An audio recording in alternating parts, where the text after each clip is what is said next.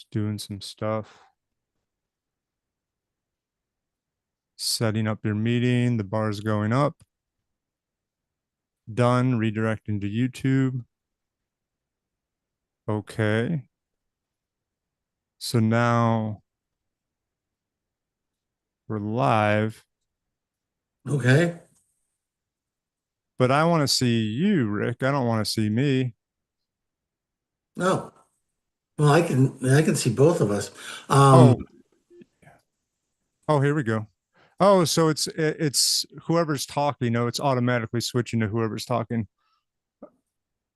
yeah, I guess. Well, we can go with it. Well, then let's go. All right. Yeah. Okay. Let's go. Hey, everybody. I'm so sorry for the delay. Gremlin. The gremlin. Yeah, it's the Gremlin. freaking gremlins. Those gremlins. What are we gonna do with them, Rick? I don't know, man. I don't know. I have to get rid of them somehow. Yeah. Yeah. Yep. So I need to pull up my Rick document here. Um, Give me 1 second here.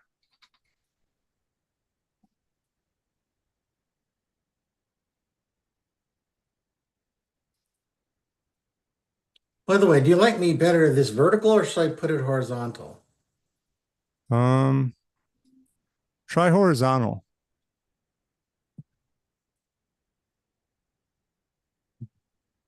They're flying all over in outer space. Yeah, I like horizontal, Rick.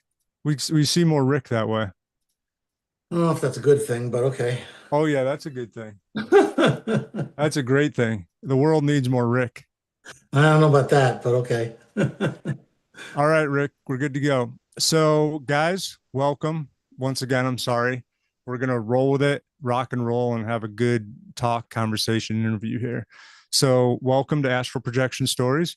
Tonight, I have the honor of interviewing Rick from his YouTube channel, Astral Club. Rick, if you're unfamiliar, he, like Bob Monroe, who is he's a pioneer. He's passed on now, Bob Monroe, but he was a pioneer and he brought so much to the world when it comes to sharing knowledge um, with us when it comes to astral projection. And Rick is definitely following in his footsteps in his own way, Rick Styles. And so it's an honor, definitely, to have Rick on here tonight with us. So he's been doing it. He's been astral projection since he was a baby, and he's gone on countless adventures and experiences. Rick, how many would you say you've been on total Oh, geez. astral projections? Stop counting a long time ago. Thousands. Thousands. Wow. Wow. Yeah. Okay. So thousands. So there you go. This guy knows what he's doing. He knows how to get out of body. Rick, have you gotten to the point where you can just like sit down in a chair and you can just 5 minutes later you astral project? Or, Sometimes, but it's actually easier for me just to go into a light sleep because I've programmed myself through a number of things, including self-hypnosis, to as soon as my subconscious mind starts to take over and the dreams start, that I then take over control with help of the subconscious mind because it has learned that it enjoys these experiences too. So it helps me. So generally, I'll start projecting about half an hour to 45 minutes after I go to sleep. It's just easier. The meditative route, I can do that, but it just requires a lot more concentration and quiet and oh, Rick, that's so interesting to me because this entire time I thought your astral projections were very much in, closer to the meditative route where you sit down, well, not sit down, but you're laying down and, 5 to 10 minutes later, due to your concentration and your will, boom, you pop out. But can you explain what yours is then? Sure, sure, Nick. By the way, I'm happy to be on Astral Projection Stories with you. Um, Thanks. I mean, I started as a kid, and my projections started from the sleep state. I didn't know about a meditative state back then. So, I mean, I logged probably 1,000 projections before I even really started meditating. So it's just easier for me. It's how I learned how to project. So that's my default. If I want to go into a S- meditative s- state and do that, that's something a little special. So Rick, though, like, okay, that's cool. So like, do you then, because there are probably some nights where you're just like, cool, I'm gonna go to sleep. I'm not interested in astral projecting tonight. But the other nights, you do have to use focus and will, but it's not being activated until, like you said, 30 minutes to 40 minutes into your rest, into your sleep. Correct. Oh, I mean, what happens is as my body falls asleep and becomes heavier and heavier, my subconscious mind rises like a balloon. And that's when I regain control of my consciousness while I'm in a sleep state. So my body is paralyzed and it's in the perfect position to project. And that's when I typically project. There's even times if I haven't projected for in a little while because I just didn't feel like it, I'll find myself out of my body, maybe in an old bedroom where I used to sleep back in my childhood bedroom, because my subconscious just kicks me out sometimes if I haven't done it enough. So I'm just kind of trained to a point now where it doesn't require any great force of will. All it requires is intention as I go to bed and a goal, and the rest just happens now pretty darn easily. that's awesome. Very cool. Thanks for just shining a light on that and how it works for you. Sure. So, Rick, I got sidetracked there, but anyway, I just wanted to say, Rick has a channel here on YouTube called Astral Club, so you should definitely go check it out if you're into astral projection at all. And what was I going to say? So you can subscribe and support his channel. That would be awesome. He also has a Patreon, and you can get access to early videos, and he has a Discord where you can talk to all sorts of other I don't people. have a Discord yet. Oh, you don't have a Discord? I thought you had a No, Discord. I don't have a Discord, but my Patreon has a chat, so Oh, okay. chat quite a bit in there. So Cool. Okay, cool. Well, there's a chat for everybody to talk and connect. And then also Rick provides one-on-one private lessons if you're interested in learning how to astral project. So good stuff. Go support him if you can and you have the time. And so now let's move on to let's save questions for the very end, and then we can read the chat and we can ask Rick all sorts of questions. I think that would be cool. And now let's move into talking about some of your projections, if that works for you, Rick. sure. Oh man, you have been on some crazy, Oh yeah. crazy journeys. So the interviews have astonished me, and that came out of left field with you. I wasn't expecting that at all from you. And then next thing you know, you're interviewing archangels, you're interviewing Pleiadians, you're interviewing Hecate. Did I say that right? Hecate? It's Hakati. Hecate. Yeah. So so that was just amazing. And then your ability to interview is also, it's like you've been doing it your entire life. Like the questions that you're asking, being able to hold your demeanor against these very powerful beings. It's very impressive and very entertaining. So that's been a delight. Thank you for that. Thank you. I'm going to be as good as you, Nick, but I try my best. Oh yeah, good one. Thanks, Rick.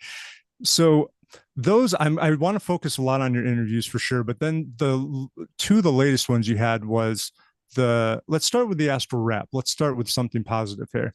So the astral rap, if I don't know if you guys have seen one of Rick's latest videos, but it's about a strategy and a strategy to heal yourself in the astral when you're astral projecting.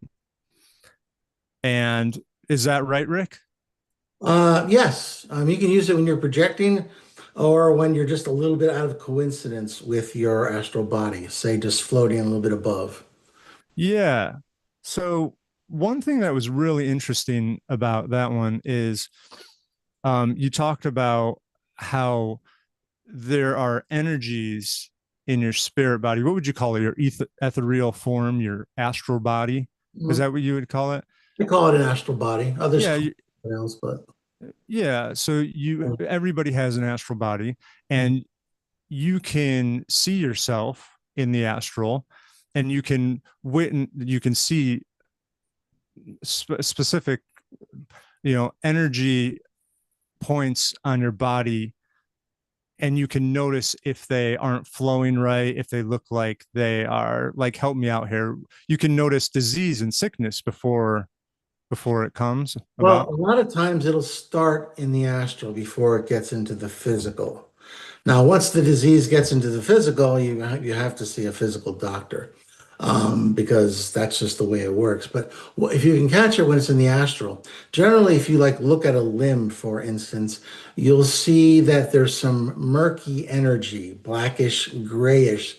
Sometimes it moves in a swirl. Sometimes it's just kind of clogged, and it's just there, and you have to find a way to deal with it, to move that energy so that it doesn't dam up permanently and then leak into some sort of malady in the physical world. So that's so interesting. So I gotta ask, have you? I mean, like, you must go into the astral all the time and check yourself out and make sure that you're healthy, right? You would think that I would. It's just that I'm such an explorer that generally, no, I don't do that. You'd think I would.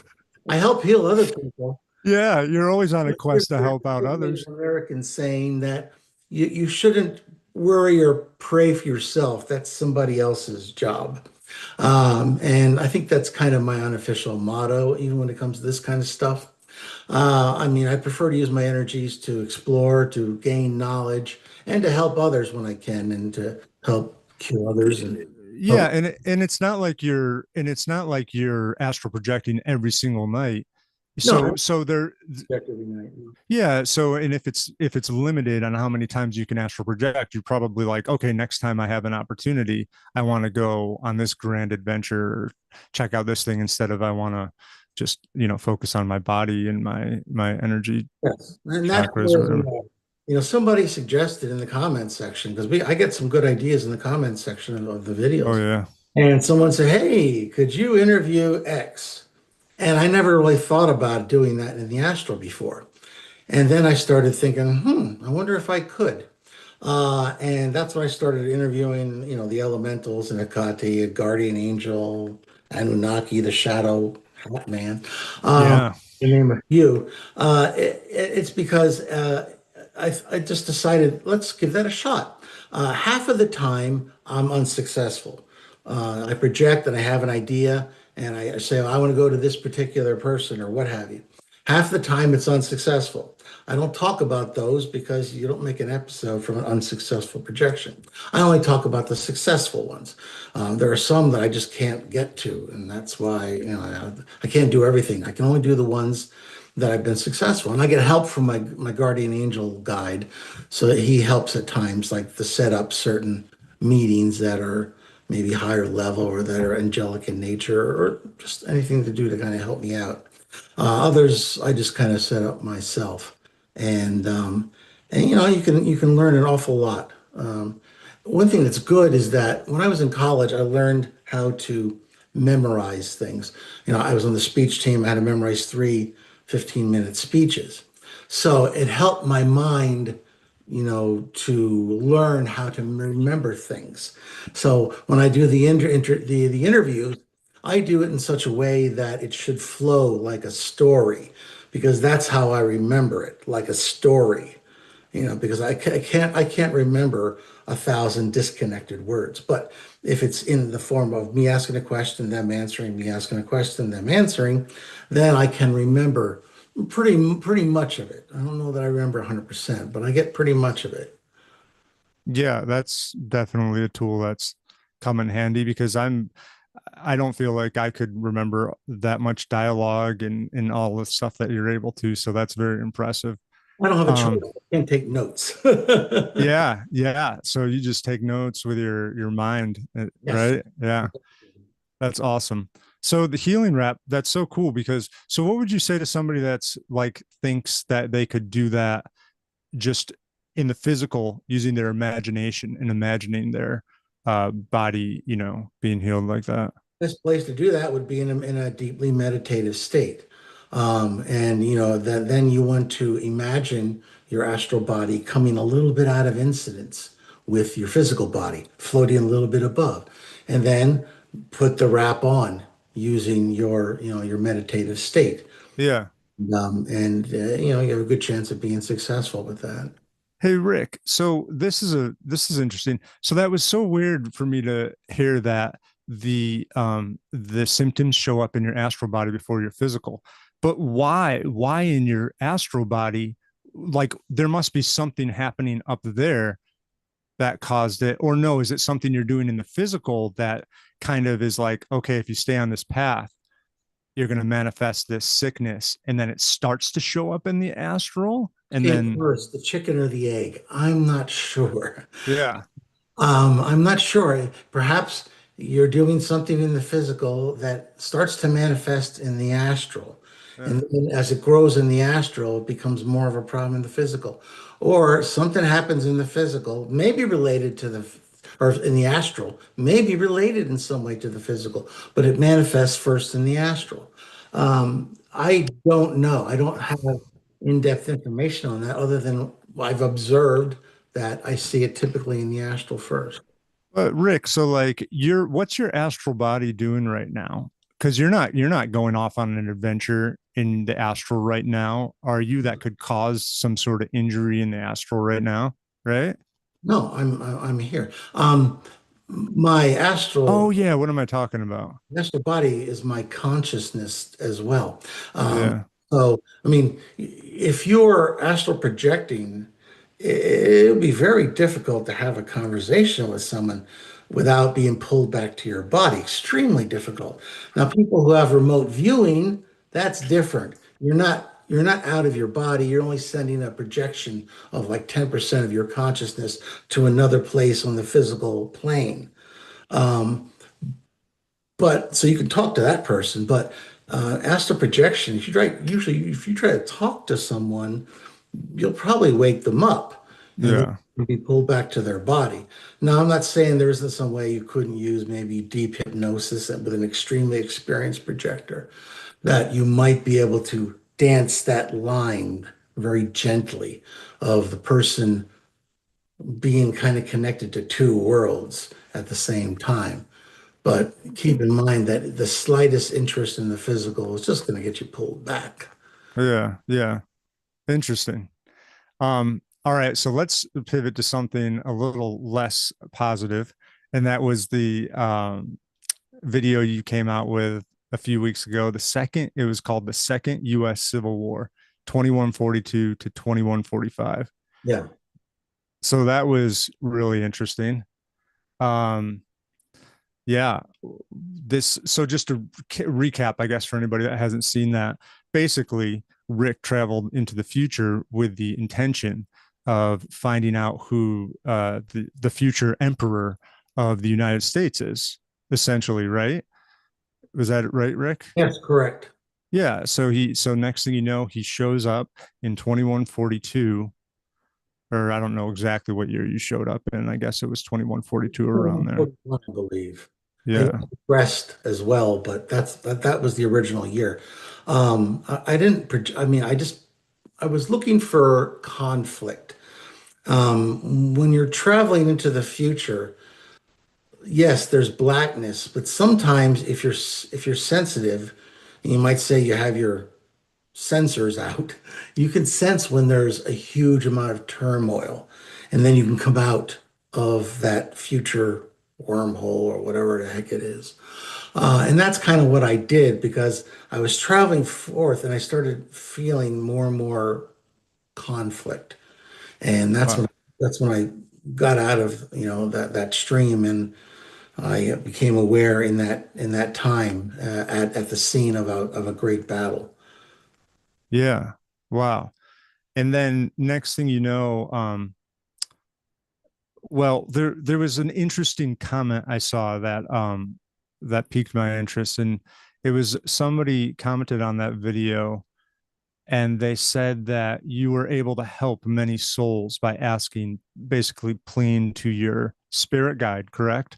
That maybe they could send people to help the ones that died. Yeah, I mean, there was too many for me to help. There was thousands. And many of them were confused. They passed over very quickly and painfully. So I summoned help. I would hope it would have come eventually. But see, what I've noticed is you have to ask for help before it shows up because we have free will and you won't be helped against your will. So what happens sometimes is with your earthbound entities is they stew in their juices for a period of time before eventually they break down and ask for help and then the help arrives. In this case, I just kind of was a little proactive because it was so awful. So what exactly were you trying? This may sound like a really stupid question, but whatever. Like, what were you trying to help? Because were they basically going to walk around mindlessly on that plane as in their astral body because of the turmoil or the what's the word? Just like how crazy it happened to them, like, and you were trying to make sure that they got help to move on. That's it. Yeah. Yeah, exactly. If you looked at a battlefield in the astral after a battle, you'd see many spirits walking around, unsure of what is going on, unsure that they don't know why people aren't listening to them.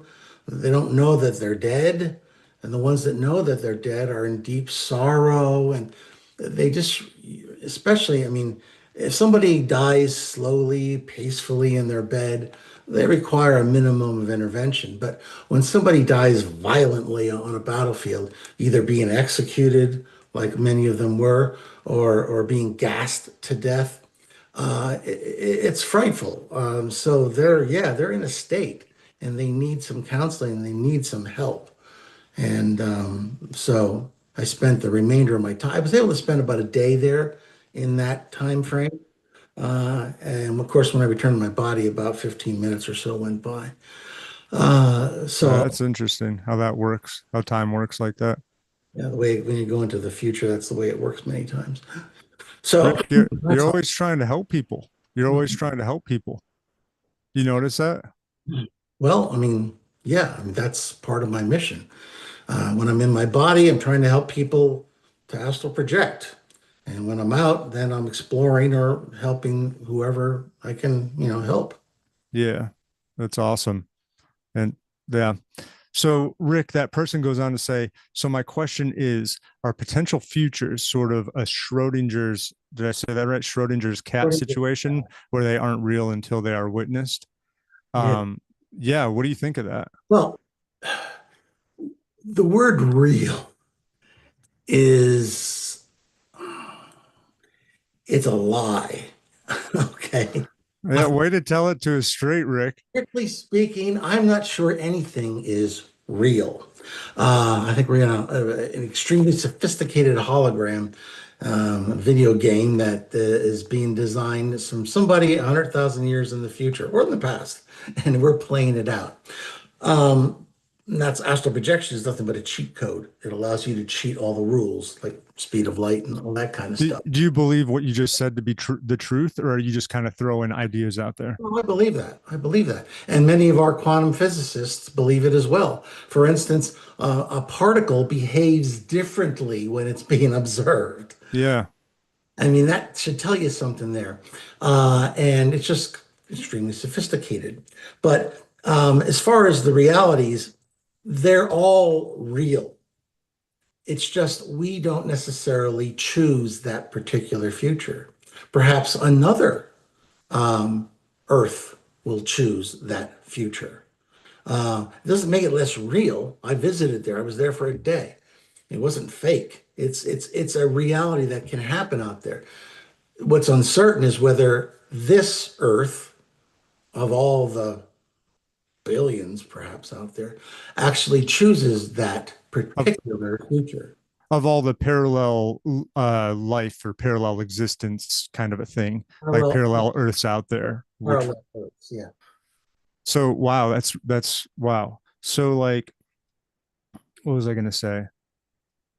So if you went into that with the intention, if you went into that astral projection with the intention, show me the most benevolent timeline in 2142, or like benevolent, I mean like most positive, love and light oriented kind of timeline, then you could have possibly seen a potential future that looks a lot brighter in a positive way. I don't know if that thought process would take me to a place like that because it's kind of, benevolent. What does that mean? Um, Oh yeah, it's so subjective, right? Depending on who you're talking to. Like yeah, benevolent to somebody, they're like, I'm doing good by killing this person, kind of a thing. it's kind of loose. Generally, if I want to return to a particular future, I have the ident that I've been there before. Otherwise, I just go through the wormhole for a year that I've picked, and then it puts me into what I consider is probably a probable timeline. It doesn't mean that it's the one we're going to choose, but it's one of a few probable ones that we're on the path to choosing. But that doesn't make it anything less real. I mean, they're all real. It's just a matter of whether it becomes a reality in our universe, Okay. I gotcha. parallel universe. Yeah. Yeah. Cool. So, Rick, let's hop into the interviews. Does that sound good? So, the vampire spirit. So, Oh, Rick had an interview with a vampire spirit, and where he went and he went and he was able to talk to a vampire spirit that's been around for what, like billions of years or something, since the beginning of humanity, I think um, he said. you could never trust some of these things because they give you truth and then they put lies in there I too. was going to ask that. It's tough, and I think he lied more than some do. But it's okay. I just take it for what it's worth. I'm not signing off on anything. I'm just reporting what they said. So everybody has to make their own judgments. But yeah, I mean, he claimed to have been around for before humans were around. I know that. So what do you so your first interview, well no, this wasn't your first interview, but well, number one, your interview skills, did you have any like prior practice or anything like that, or is this just you kind of going off of the cuff? No, I've never done interviews before. I mean, I've spoken in numerous places, but I've never done interviews. Well, okay, if anyone is interested in a vampire spirit and what they think and feel and would look like where they reside, then go check out his video interview with Vampire Spirit, along with his other interviews. I guarantee you'd find them entertaining and interesting. So, so Rick, okay, so boom, you show up in front of this vampire spirit, and like, how do you feel? Like, are you feeling fearful right out of the gate? Are you, because then you say your spirit guide kind of plead with you to, or asked you not to do it. Oh, he does that all the time. Yeah. It doesn't stop me. Yeah. He knows that too. He just feels that it's his obligation as kind of my guardian to discourage me from these foolhardy occupations. And then I do them anyway. I mean, that's just the way I am. I want to get the information. It's worth whatever risk that I have to suffer. I mean, I'm not foolhardy though. I mean, when I pop up, I already have my shields up. I mean, for anything questionable, I'm well shielded. Um, the only way they can get to me is if I give them permission. So you have to be careful with the smart ones, the clever ones, because they'll always try to tempt you to do something. Like Yeah. He, like, let's say you're talking with a demon and you'll ask him a question and he'll say, "Oh, there's no way I can answer that in English." So if I said, "Oh, okay, well, why don't you tell me telepathically?" Bam, that would give him permission to occupy Oh, tricky. mind, because that happened once. He tried that little tactic, and I was like, "Nah, it's okay, no, I don't want to What know." what were you talking to that tried to do that to you? Oh, that was a demon of some Oh, sort. just a demon of some sort.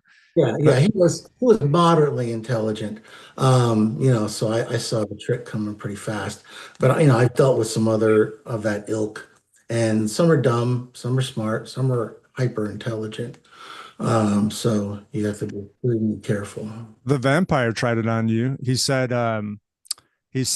"Let me show you the something like the hidden mysteries or something like He that." did. Yeah, yeah, he gave it a shot. Um, And right as he said that, he actually reached out to touch you. yes, he did. And I just fended it off. I refused to fall into the trap.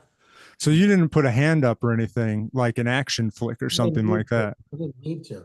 He Yeah. he could only he got as far as my shield and then he pulled back. And Yeah, they can't get to me unless I make a mistake and give them permission. And I've studied demons and demonology quite a bit and exorcisms. I've been part of an exorcism. I'm fairly educated. I'm not full of myself. I'm not foolhardy. I'm not thinking that I can outsmart highly intelligent creatures. But I'm not afraid to talk with them and get their opinions. Just be respectful and to be highly careful.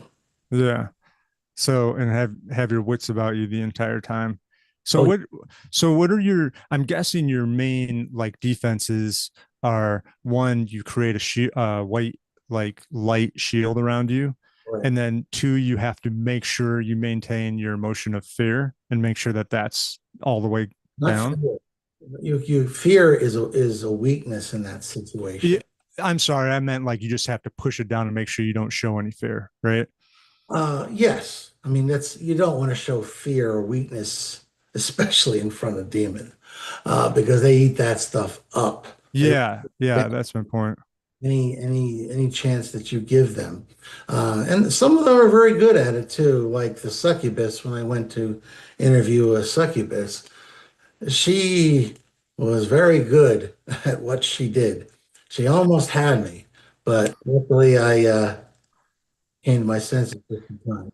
It was in the beginning of the interview with her, right? Wasn't she? She just looked very, very seductive to you, Yeah, I mean, right?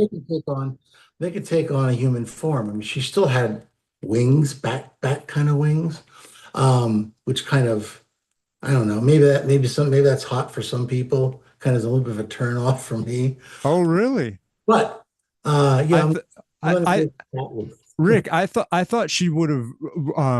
In my mind, I was thinking she read your mind and was able to tell what was Oh, attractive to you. she arrived with the wings and then she folded them in, but I still knew they were there.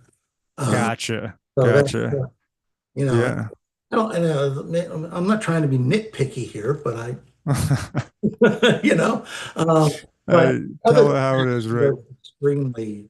I mean, yeah, she knew exactly what my type was and just displayed it right there. So it helps being in my 60s.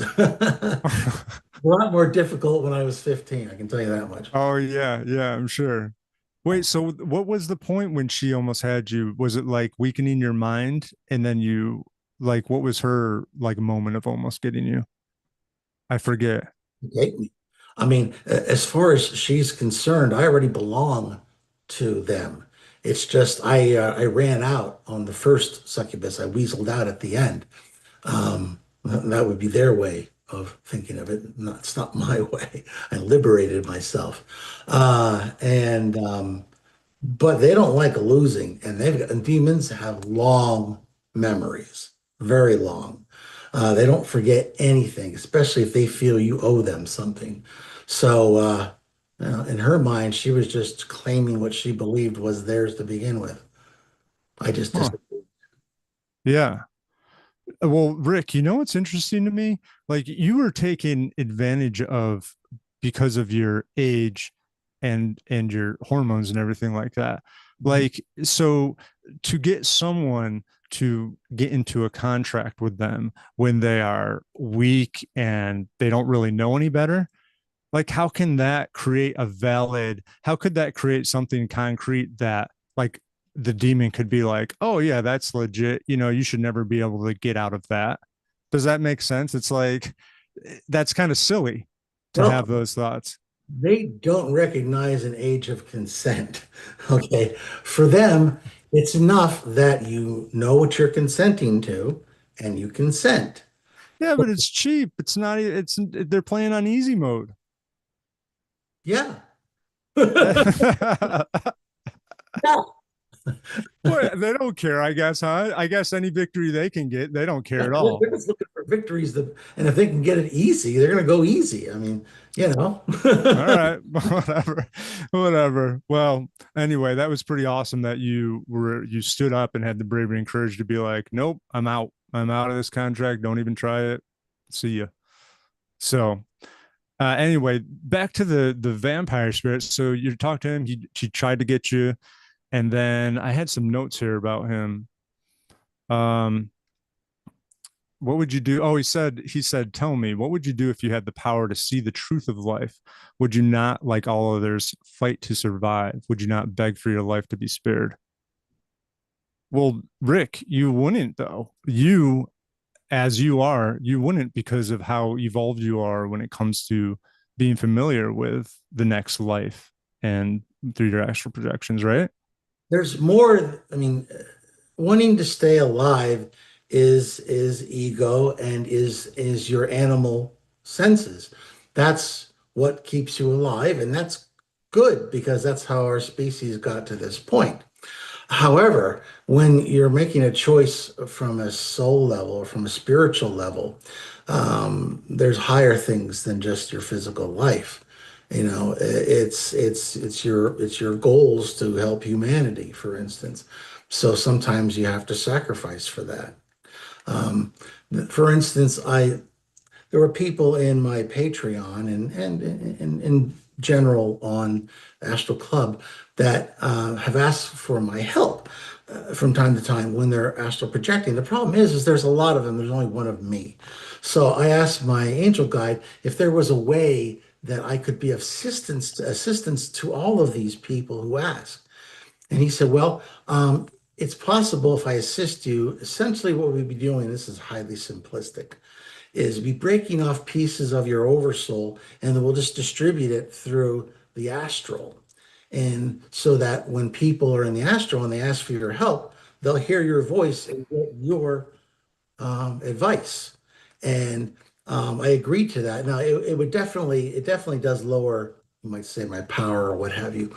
I was But gonna say, worthwhile to help all those other people. And I didn't even say anything because I wanted to see what would happen. But what would happen is I had 4 or 5 people sending me emails saying, hey, I asked for help in the astral and I heard your voice and you told me this, that, and the other thing. So it's great. So whatever wow. is working out there and people are getting the help they need, even though I'm just one person, who can only do one thing at a time typically. Whoa, that's amazing. That's amazing. And that confirmation too, that must have felt pretty I amazing to have didn't them want be to say like, anything because I didn't want people to have that in their head. yeah, yeah. So I And waited to see if anybody contacted me, and I got like 4, 5, 6 eventually saying, "Hey, I contacted you." And who knows how many other people didn't bother to email me that tried to get my help. So I'm really yeah, really happy about that. well, that's a massive sacrifice. It sounds like it to me, for you to do. So that's amazing, Rick. Did you say your energy power is brought down because of that? Do you feel that in the physical I don't feel it in the physical, but I feel it in the astral. when you go out? Yeah, it's a little bit harder to project than it used to be, and it's a little bit harder to get places that I used to get to easily before, but I can still do Oh, it. It just requires a little bit more energy because wow.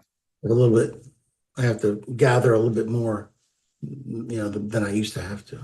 Can you That's reclaim fun. what's you? That's fine. Yeah. Can you reclaim that if you ever want to and have the I don't know, become No, whole I in a didn't sense ask. like that? Well, no, I didn't ask. Huh. Mhm. Very cool.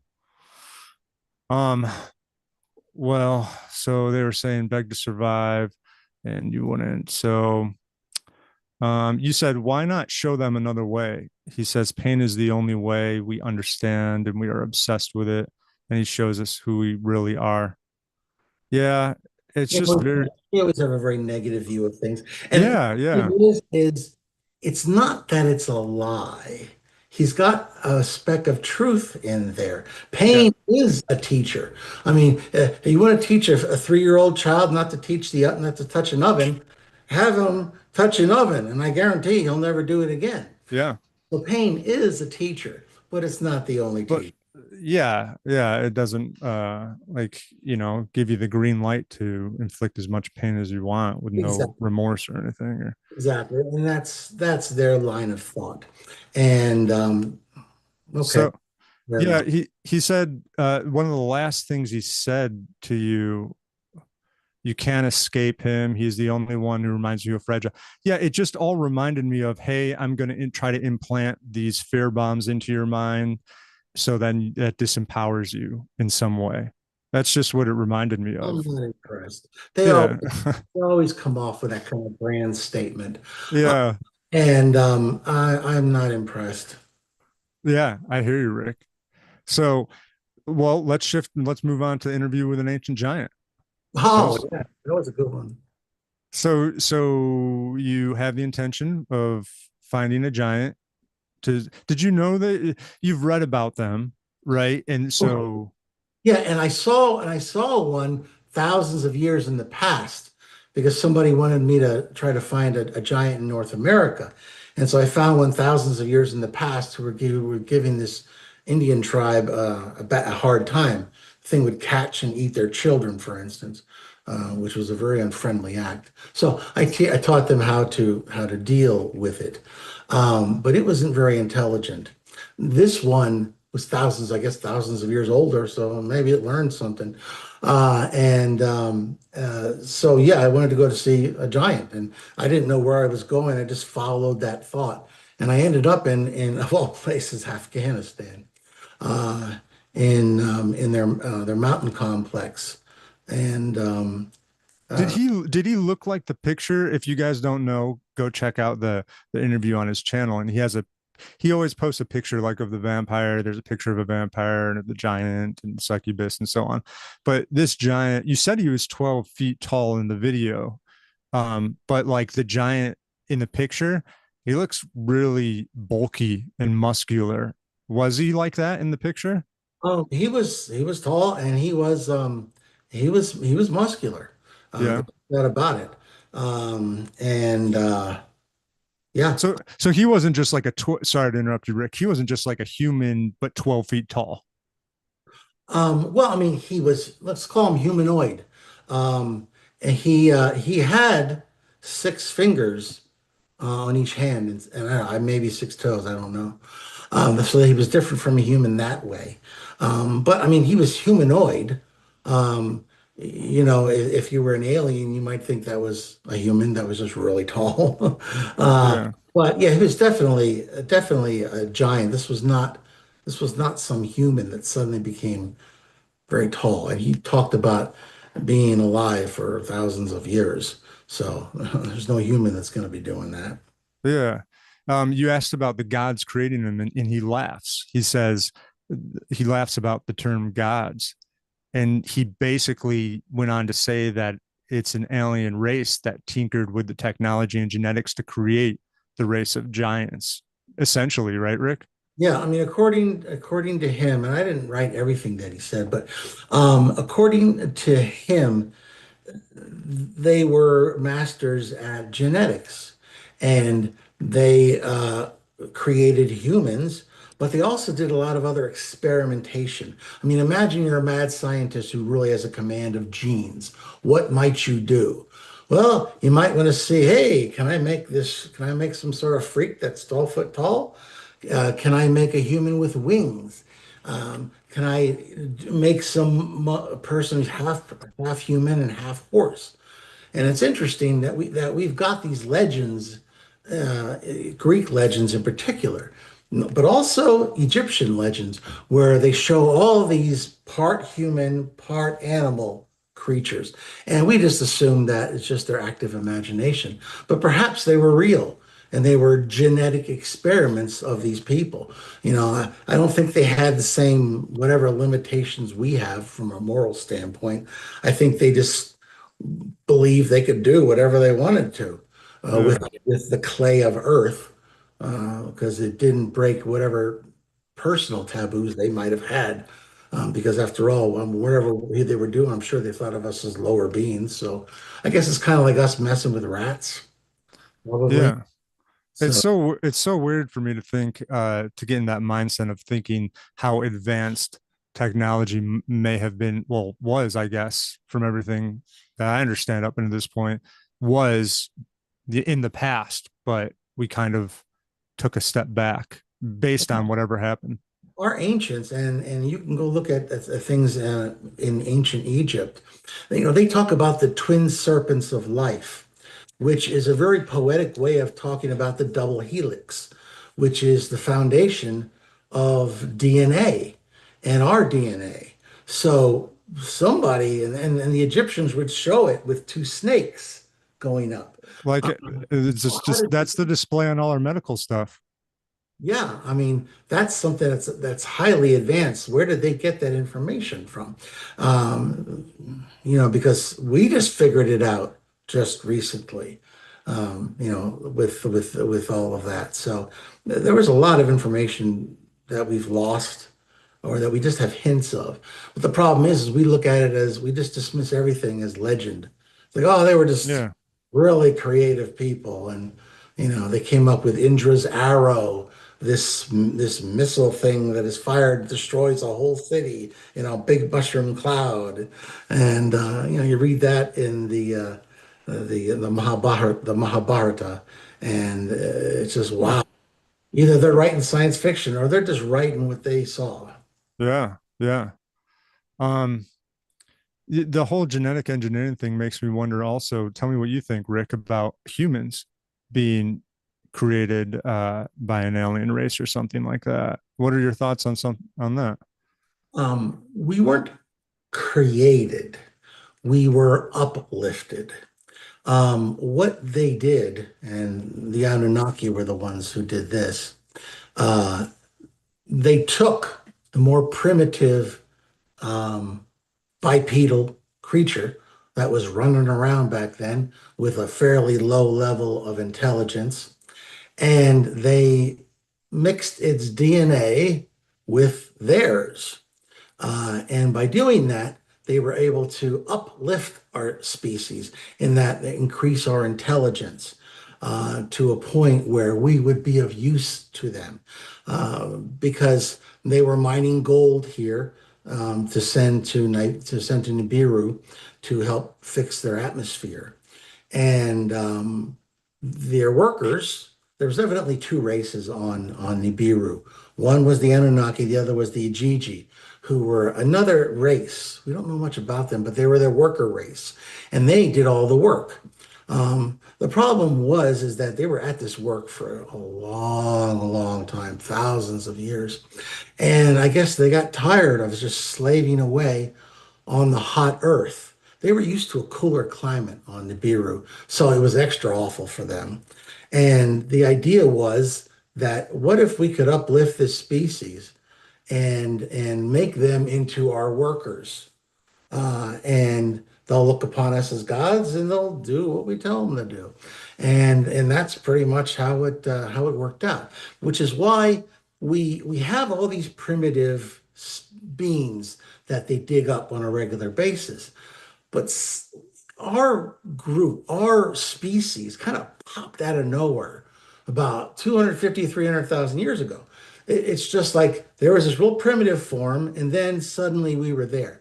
Now, scientists can always say, well, we just haven't dug up, or they just didn't fossilize all those intermediate forms. Um, but based on current evidence that we have, you could very easily posit that there was no lead up. There was the primitive form, it was mixed with the genetics of these advanced aliens, and then suddenly the new human, Adamu or Adam, was born, and they then Fast track too, right? yeah, Fast tracked as well. sure. And then it was just a matter of producing a female that could reproduce because the female Anunnaki had to give birth to these first humans because there was no other way to do it. But when they made females, then they were able to made the females able to reproduce to take that burden off of the female Anunnaki. Huh. And so and so humans, that's what we did. We mined gold for a long time until at some point we rebelled or they left, one or the other, or maybe both. Huh. Um, and That'd when, be interesting to see how that story went. If they just picked up and left, or if we rebelled, or what? Huh. yeah, who knows? Maybe it's a little both. Uh, Yeah. Huh. Slavery. And slavery has such a recurring theme throughout the but, ages. It's always, but it's interesting because even today, I mean, gold has always held a special place in the hearts of humans. We've always valued it. It's always been this very, very valuable thing that we crave. And then we've got royal families that we call blue bloods. Why do we call them blue bloods? Well, I've noticed that the Anunnaki and the one I interviewed, they have a slight blue tint to their skin. So huh. our early ancestors probably looked at them, saw them as these giants with this blue blood, and they probably figured, oh, okay, that's the royals. The royals have blue blood. And so somehow we remembered that, and it fed into our own royal family. Huh. Yeah. Even if they don't have some special direct link to the Anunnaki, they still just call them that because of royalty, like Yeah, the title.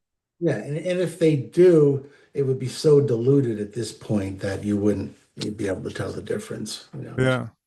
humans Huh.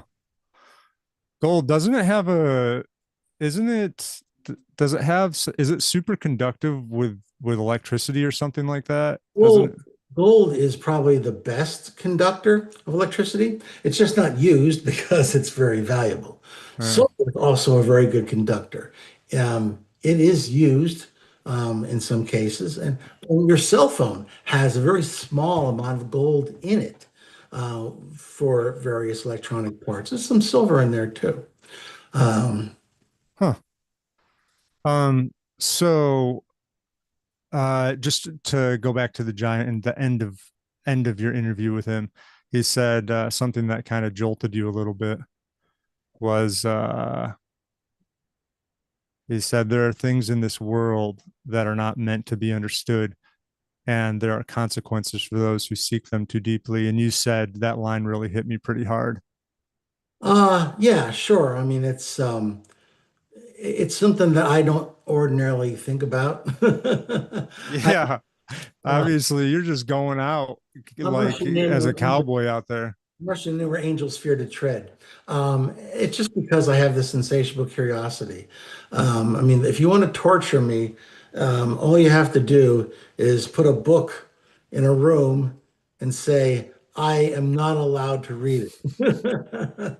I will go insane. Oh yeah. Yeah, there's no stopping your curiosity, huh? You're just yeah, Yeah, it's there's in your so nature. much out there. And people say, "Oh, have you seen it all yet?" I'm like, "What are you talking about?" There's just an Not art. even close.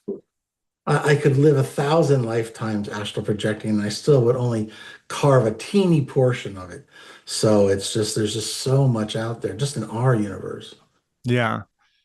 Yeah, it doesn't matter. Yeah, that's awesome. Well, that's what makes you you and why you're the one that should be doing this because you can't really think about that and be able to explore new horizons and new anything out there, you know. You have to So, control your fear. That's the main thing. That's the main stumbling block for people astral projecting is fear. The antidote to fear is knowledge. And that's why I have Astral Club. So many people write me or leave comments and say, "Oh, they were afraid before because they saw the Shadow Man and they were afraid to project and a wide variety of other fears." And then they listened to my episode and they said, "Oh, okay."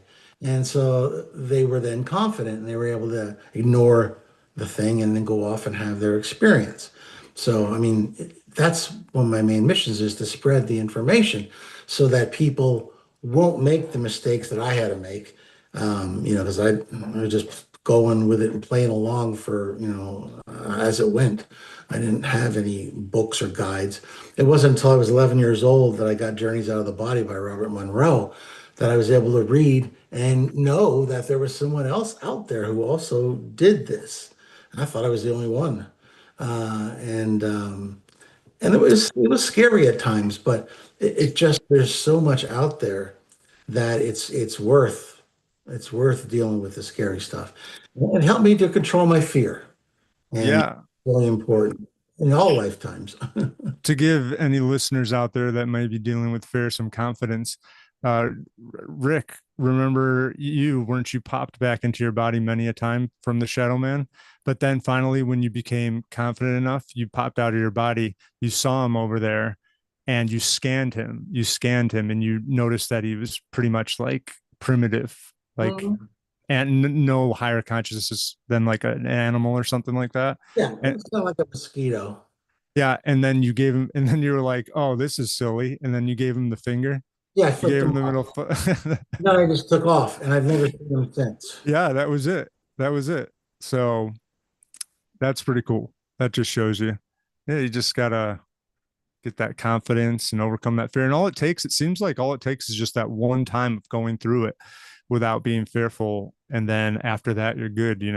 hmm Well, you have to be careful with fear. I mean, fear can arise at any time during an astral projection, and if it does, your automated defense system will just pull you back into your body. So, I mean, you're nothing to fear. It's just you're just wasted in astral projection. That's all. But I was reading the book Dune by Frank Herbert many years ago. I read all of those books. I love the Dune series, and they have this Bene Gesserit sisterhood in that fictional book, and they have this litany against fear, which I memorized because it was so. I just loved the sound of it, and it helped me ever since then. So if I ever fear fear, I just do the litany again, which is I will not fear. Fear is the mind killer. Fear is the little death that brings total obliteration. I will face my fear. I will allow it to go over and through me. And when it is gone, I will turn my inner eye to see its path. Where the fear was, there is nothing. Only I remain. Oh man, that's awesome. I need to recite that. Yeah, you can use it anytime, your physical or astral life. And it really helps because you can see the fear going through you and over you, and you look at its path and it's gone. You're the only one that's left. That's cool. Rick, what about having that on repeat as like a subliminal message as you're going to sleep, like hypnosis kind of style? Do you think that would be effective? Yeah, it might. Yeah, For somebody who's just controlled by fear, yeah, that might help. cool. Um, well, yeah, fear, the mind killer. Um, so Rick, what about let's go into Hecate. Yeah, that's how you say it, right? Interview with Hecate, goddess of the witches. Akate, Hecate, yeah. called lots of different things. That's the current Greek pronunciation, I think. So, So Rick interviewed Hecate, goddess of the witches, and from the get go, from the second Rick was in her presence, before anything was even said, she tested you right away, didn't she, Rick? mhm. Your like mental resilience, your Yeah. strength, and tried to bring you to your knees in worship of her, like a charm spell, would you say? Well, man, I guess you could call it that if you like, but it was just her force of will. She's what you might call darkly enchanting. Uh, Yeah. so I guess you could Huh. use that type of term. It's just her force of will. I could see how it could easily break down some people who would So, just fall to their knees. You know. And it's not even through anything that's said, it's through her will that's Hmm. creating you.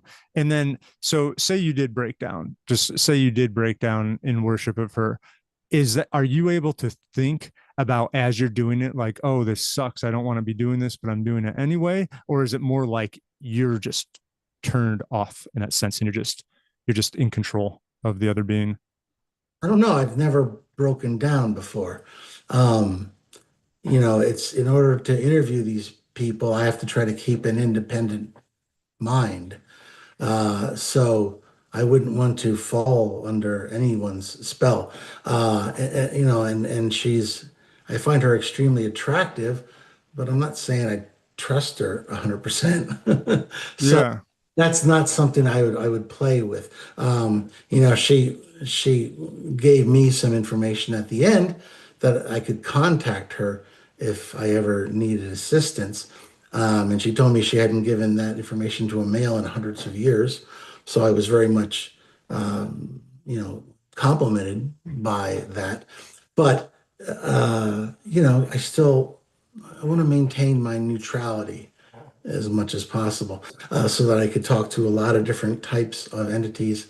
And I'm not looking to necessarily to fall under the spell of any particular entity, God, demon, whatever. Yeah. You said that you started to kind of waver a little, but you sent out a plea to your guide, right? Your spirit guide. It was powerful. I'm not going to front on that. She was definitely very powerful. And I felt a little bit under threat, so I reached out, yes. That's not something I ordinarily do. But she was definitely testing me. And she was using all of her wiles, if you will, and her eyes are hypnotic. Uh, it's very easy Have to you fall into like falling into a dark pool. have, wow. Have you thought about kind of doing what the archangel Raphael did to you and kind of looked above into the side of you? Didn't he do something like that instead of looking you directly in the eyes? I thought you said that in your Look video. over my head. He looked over my head, uh, Oh yeah. just to demonstrate superiority. Oh, I was thinking like he was looking at your crown chakra or something like that, but just to demonstrate. Looking over my head. I mean, the fact that he deigned to speak to me was I was supposed to consider that the ultimate. The fact that he lock eyes with me, please. So that's crazy though. So you asked for the help and it came obviously, and you were good to go at that sense. I mean, at that point, did you hear anything from your spirit guide or did it just come to you and you just didn't have to worry about being charmed? With Hakati. Yeah, yeah, yeah. Yeah, after I got the aid, she backed off. She also sensed that I called in aid, and I believe she commented on it. So I wanted to make I think maybe part of me didn't need the help, but part of me said I want to demonstrate to her that I have help on hand if I need it. I So gotcha. Yeah. kind of showing my flag a little bit too. Yeah. Yeah. You're kind of showing your hand a little Respect bit. with these entities.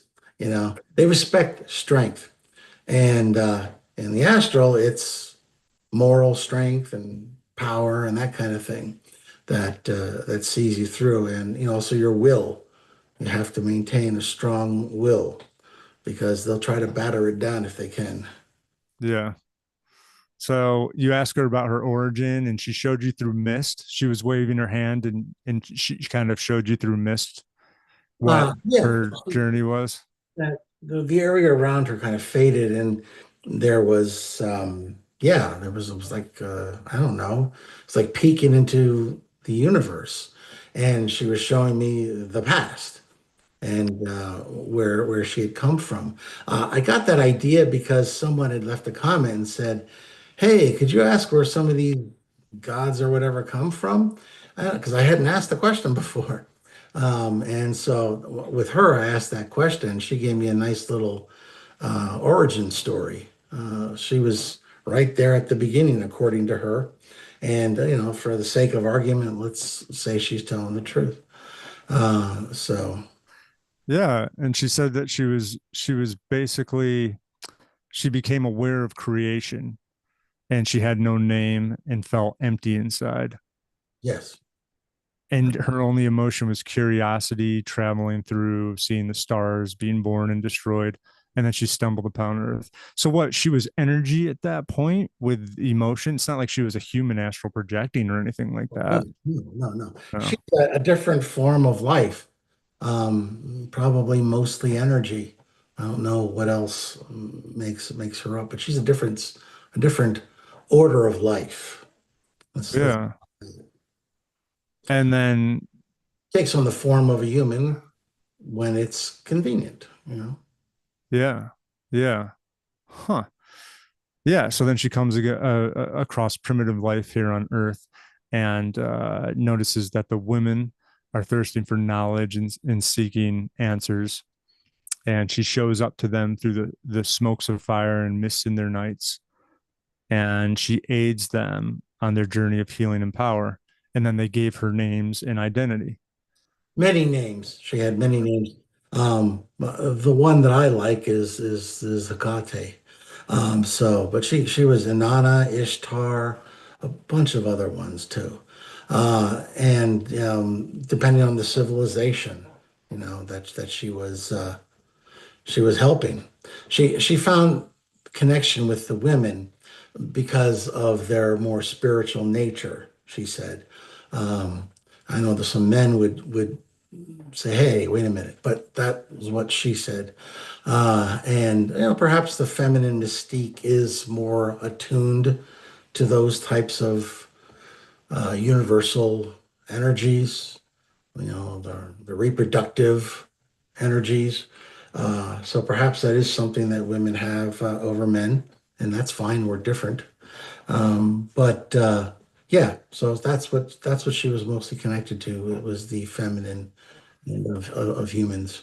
Especially, So it's interesting. So the women almost kind of gave her a sense of identity to yeah, go off of because if it wasn't for those women and that experience with them, would she have never been this grand goddess in the eyes of humans?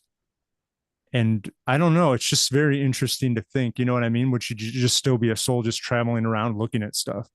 types of entities are really they're kind of co-made here in the universe and also on Earth.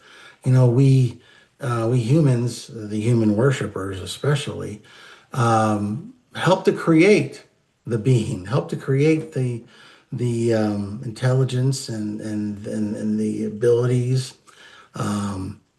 and to give them names. So it's kind of a collective partnership, really. It doesn't always appear that way, but they need us as much as we need them. Uh, Yeah. Maybe perhaps more so. Maybe they need. Yeah.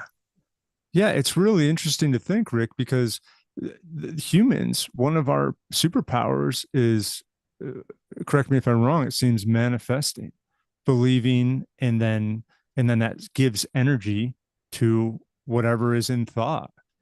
And then is it like, correct me if I'm wrong here. Does that make sense? And then that's maybe the reason why they need us so much too.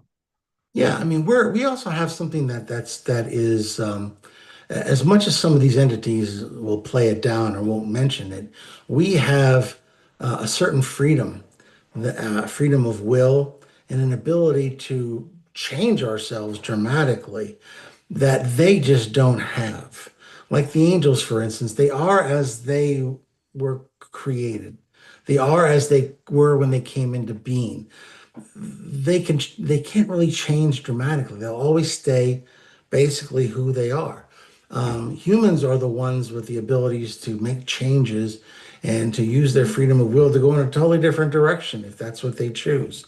So they see that in us, and they are, some of them especially, are a bit envious of that ability. Although they would never admit it. Especially the demons and the whatever just love downplaying and calling us scum and mud and all the rest of that kind of stuff. Yeah. Which doesn't seem fair to me.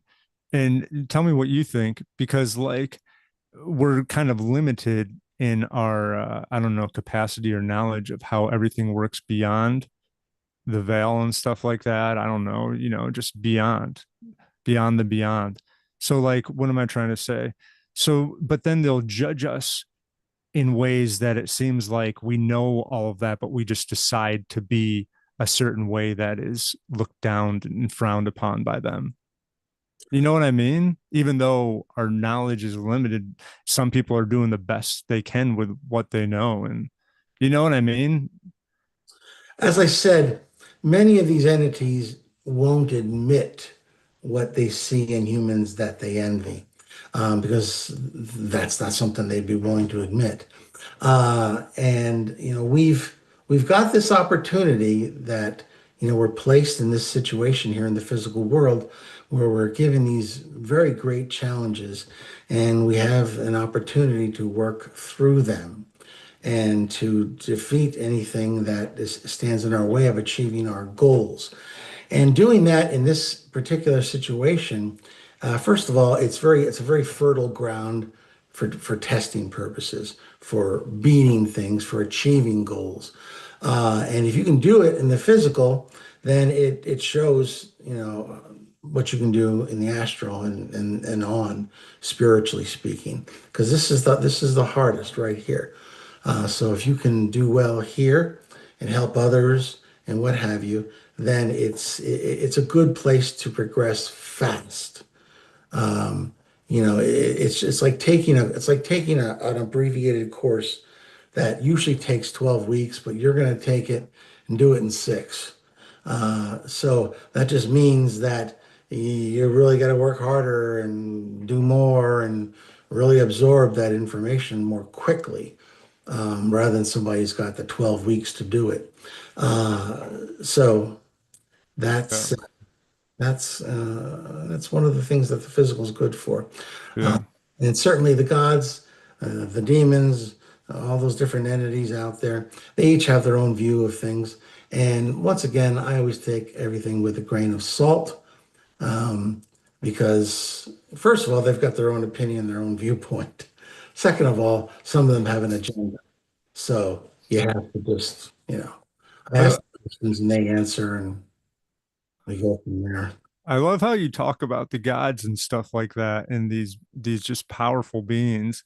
You're just like you just gotta like, yeah, Jimmy over there in the corner, he's got his own way of thinking. Don't even worry about little Jimmy over there, You know what I'm saying? It's just hilarious. It's wow, it's a breath of fresh air, I guess, or nobody I don't know. I would never expected to have met somebody in my life that would talk like that about these supernatural beings. Yeah, well, So sometimes it's just I take it for granted. Although sometimes I'll talk to my wife and her eyes will just bug out of her head. She'll be like, "You do what?" I'm like, "Oh yeah, I just talked to this angel." how does that work for you and your wife? Because she doesn't astral project at all, right? No, no, she has astral projected. It's just not. Oh, My daughter has astral projected too. So is my brother. But it's not everybody's cup of tea. She does other things. She's an artist and is occupied in doing things with art and helping people with art, as well as helping other people. But for me, it's just my main mission here to help people astral project and to help educate them in anything that I can, in any way I can, to help them realize what other abilities they have that are perhaps sleeping, because there's so much more available that you can learn on the astral and go into the Akashic records and all that kind of stuff and traveling into the future or the past.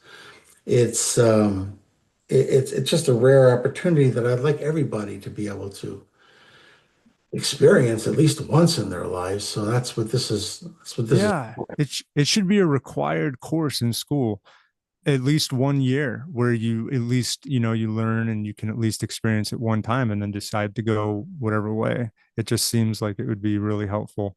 and elevate the consciousness in a positive way. I mean, I get comments and emails on a daily basis from people, and it really is touching. They tell me that I changed their life. They were living in fear, and then they heard some episodes of mine, and so now they've turned their life around, and this is what they're doing. It's just when I get them, it's just really touching. These people send me these emails and comments and just saying how I've been able to help them. I mean, that's my main goal at this point. Of course, my family, but after that, then it's astral projection. I mean, when I leave this plane, my hope is that I leave behind a lot of astral projectors who then can go on and spread that knowledge to others, and just continue to branch out. Yeah, well, you're definitely doing it, Rick. You're definitely completing that mission for sure, I would say. Doing my best. Yeah, so we all thank you for that. Hopefully we can pick up the pieces and try to help out a little bit. Um yeah, so you'll like talk to your wife about some of the adventures you've been on, and so she knows. She's like, "Oh, cool. I believe you 100% because I know I've done it myself." Oh, yeah, of course. Yeah. I My would wife my be the wife one who was closed-minded. I've already appeared for her. There was one time I wanted to test, and she was in a kind of a trance state watching this television program. She always is when she's like that. You could set a bomb off, she wouldn't know. And so I was in the next room and I left my body and I went between her and the television and I just went like this, hey, hey, hey. And then I went back to my body and I said, hey, did you see me? And she said, oh, was that you? There was like this cloud that was between me and the TV set, and I missed an important scene. And she was mad at me. so in the physical, she probably knew it was you. If all of a sudden a cloud shows up out of nowhere and she Well, can't watch the TV. mind, she was in an altered state. And so she was very much fixated on that area. And Yeah. I think when someone's sometimes in an altered state, it's easier for you to see. Not to mention, I tried to be as close to the physical vibration as I possibly could. I was thinking like very physical thoughts, so that I'd be very close to the physical. And in that state she was in, she saw me as this cloud between her and the television set. That's cool. And of course, I've had plenty of other projections where she's seen me and that kind of stuff. But Oh yeah, really? Like in the physical, she saw you as okay, in your astral form. cool. Huh. That makes me wonder if do you think that happens more often to people where they'll see an astral projector in the physical, but they'll kind of dismiss it and not admit Sure. that it just happened or something? Of course, there's a million different explanations that people will come up with, even when it's quite plain what's going on. It's the same thing with people with hauntings too. Usually they'll be in denial for a long time until it's so much in their face that they have to call for help or do something about it. People Yeah. don't like the unusual. They want everything to have a very concrete and a very plain answer. And they don't like weird stuff like that. And Yeah, it's like it gets people out of the comfort zone and people just want to be in their comfort zone and routine and whatever they're comfortable with, it seems. Um, so back to Hecate really quick. So she was all about, it seems like her thing was all about paths and crossroads.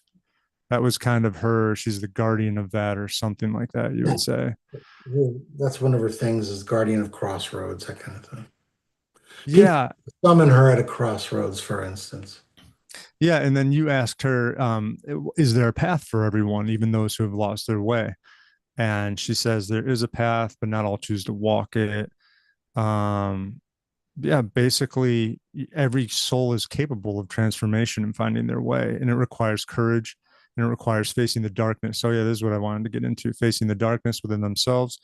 Those who are too afraid to look into the shadows will never know the light, but for those who are willing to walk into the dark and emerge from it, there is always a way forward.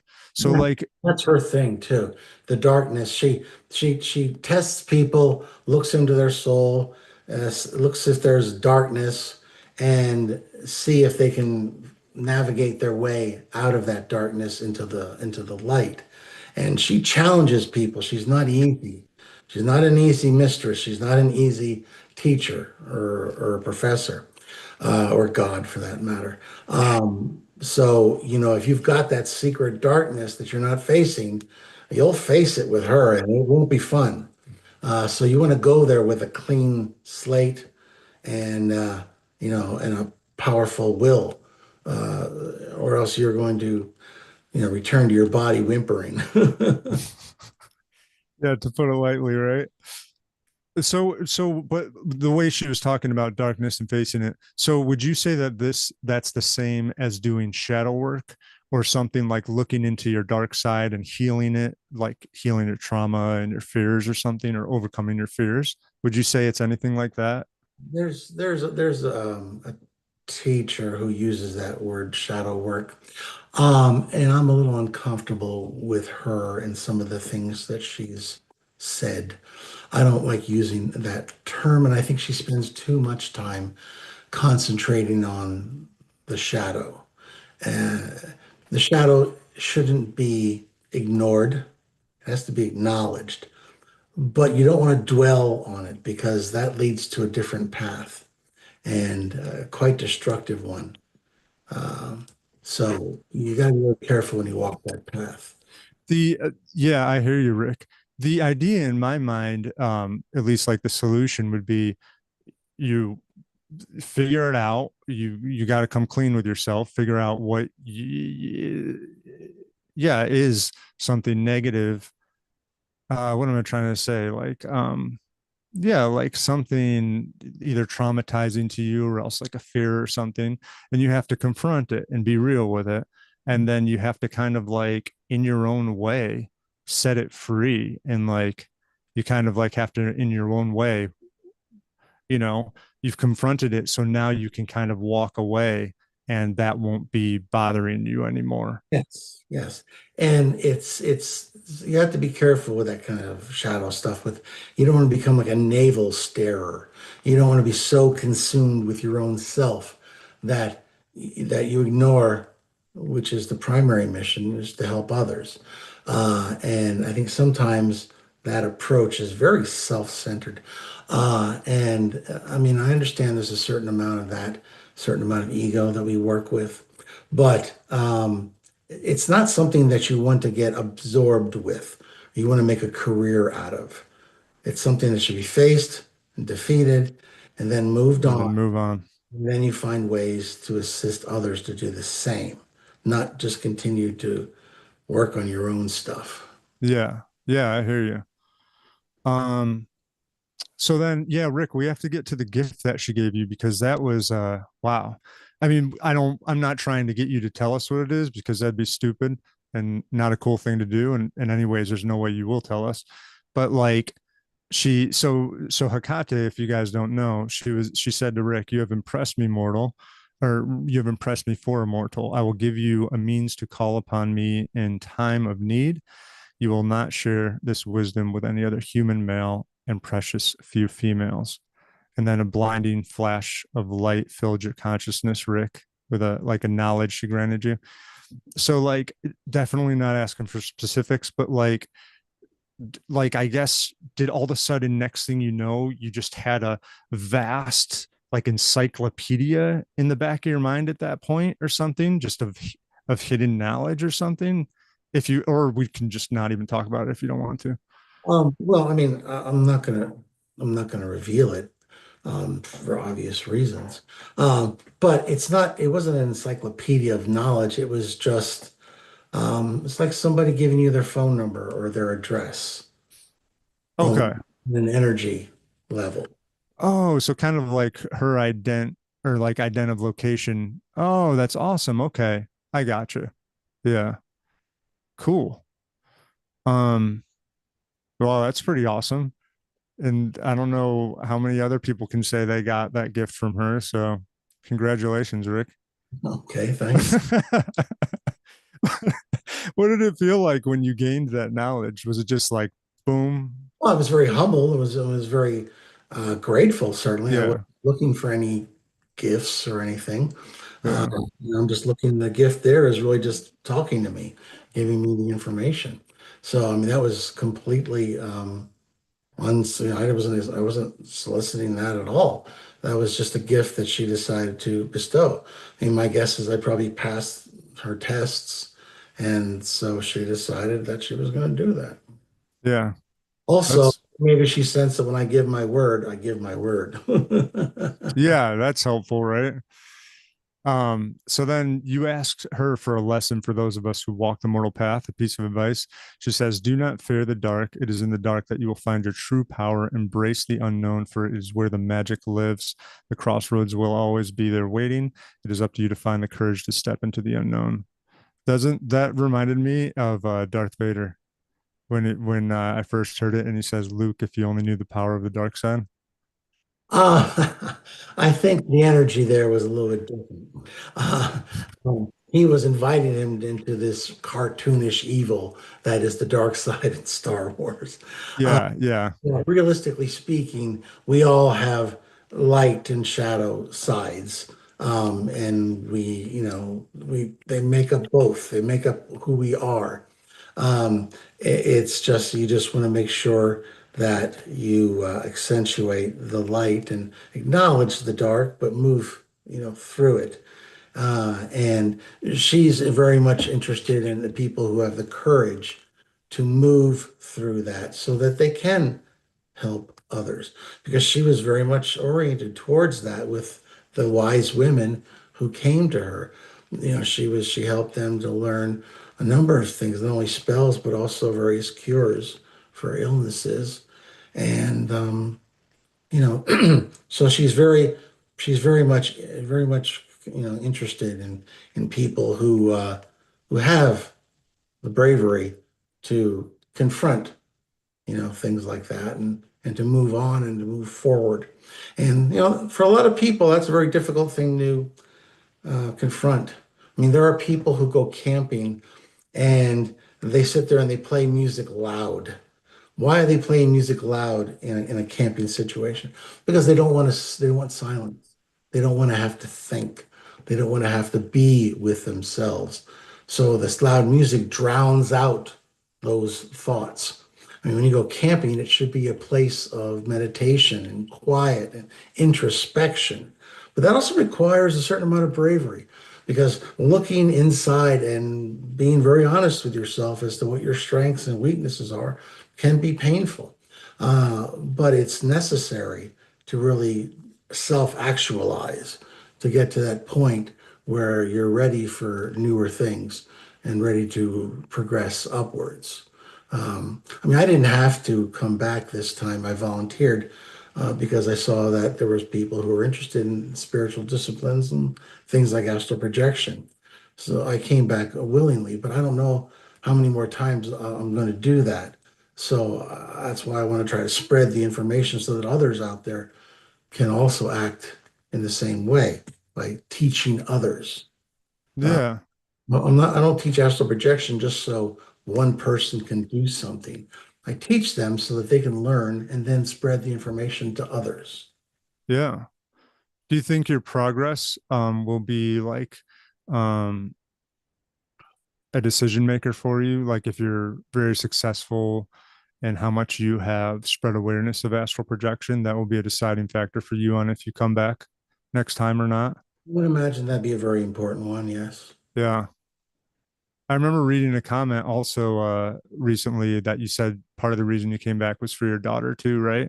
Like to help her or Yes. something like that. Yes, I mean there wasn't just one reason, but my daughter asked me to come back because she wanted me to be her father, and I have a lot of love and affinity for her soul.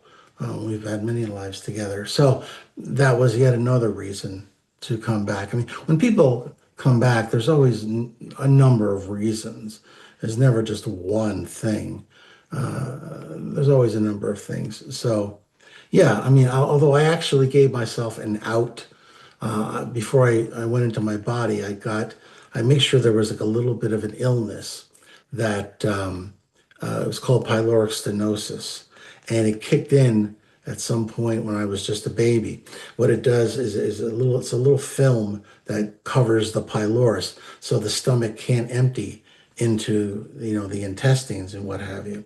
So instead, it gets violently vomited out.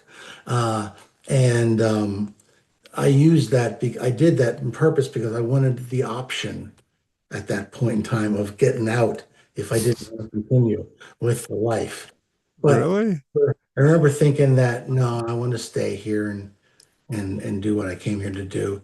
And then they just performed a little operation on me and were able to. Wait, how would you know at such a young, you're not even, well, yeah, you're a baby. How would you know at that point of your incarnation that you would want to stay or leave? Oh, well, it Like, was what was the deciding factor for you?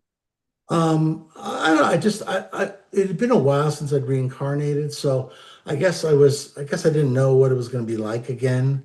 So, Oh, okay. when I reincarnated, this isn't that bad. This is better than last time. And like, "Oh, okay. I'm like, this is okay."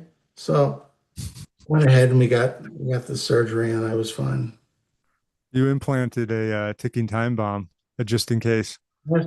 It's weird is that my daughter had similar symptoms at the same age that I did, Huh. but I uh, I put my hands on her and did some healing, and we went to sleep. And when we woke up, this little film had come out in feces in her diaper, and so I think Oh, she didn't have to go through the. that's, you saved her. Yeah. Hey, I tried to do something similar to my mom, who is she was on in a hospital bed, and she had issues with her digestion. Like, what was it? I think her colon. Yeah, her colon. And I you know I visited her, traveled down, and then in I put my hands over her like that, and I just tried to think of positive things and try to like send light and stuff into it. And she felt better. I don't know if I did anything. I like to think I did, but you saying that reminded me of that. So so did you ever tell your daughter that you came back? Like Oh yeah. she's one of the, and Oh, she understands all that and everything. about it. Oh yeah, sure. She we're very close, very very close daddy daughter type situation. Uh, Nice. so she calls me all the time, and when she's driving home and just wants to talk to her old dad. So Yeah, that's great. That's pretty sweet to have a relationship like that where you both understand uh like beyond the veil like that yeah, I and the mean, connection. even when she was little, my wife my wife would ask me, "Oh, do I want this for dinner?" And Alana, that's my daughter, would answer for me and say, "No, Dad doesn't want that." And she was always right. That's great. Yeah. Yeah, so you guys obviously have a strong connection. um well, that was pretty amazing. And then you had an interview with the Shadow Man, and he explains himself. Yeah, you just had so many amazing interviews. But like Rick, I could talk to you like this forever, but I don't want to do that to you if you're not feeling it. You know what I mean? No, So I'll I'll give want to. I'll get yeah, so you pump the brakes whenever you're ready. How's that sound, Rick? Sure. So so next thing you know, you had an interview with the Shadow Man, Astral Shadow Man. He was kind of like the prime shadow man, you might say. He called brothers, which he's got many of those out there. They're like a fraction of his consciousness. He's, you might say he's the chief. So he's a little bit more intelligent. Yeah, so then that means the shadow being that you scanned wasn't the prime. That was probably one of the little minions or broken pieces of the prime. That was just a minion, yeah. So he shows up, and yeah, that was just what happened with him. From he explains this, he says he's a manifestation. He says he's more than that. Um, he talks about just he says manifestation a bunch and about like what he is and who he is, and that just reminds me of humans and how we manifest, and especially through the emotion of fear. It almost sounds like he is definitely a manifestation from humans' fear. What do you think about that? Do you think so? Probably. Certainly, the figure is widely seen by people in astral projections. It usually seeks out newer people, because they're easier to scare than veteran astral projectors, which is a shame because it scares a lot of folks who don't know what it is, and they're afraid that, oh, it's going to possess my body and all this other kind of stuff, and Yeah. feed off of the fear. Like mosquitoes feed off of blood, they feed off of fear. Yeah. And so if you don't give it to them, they'll go elsewhere. Yeah, but like when you had your conversation with him, it didn't even sound like he was malevolent. Like it didn't. It sounded like he was just kind of doing what he does. Yeah, well, Yeah, mosquitoes aren't malevolent.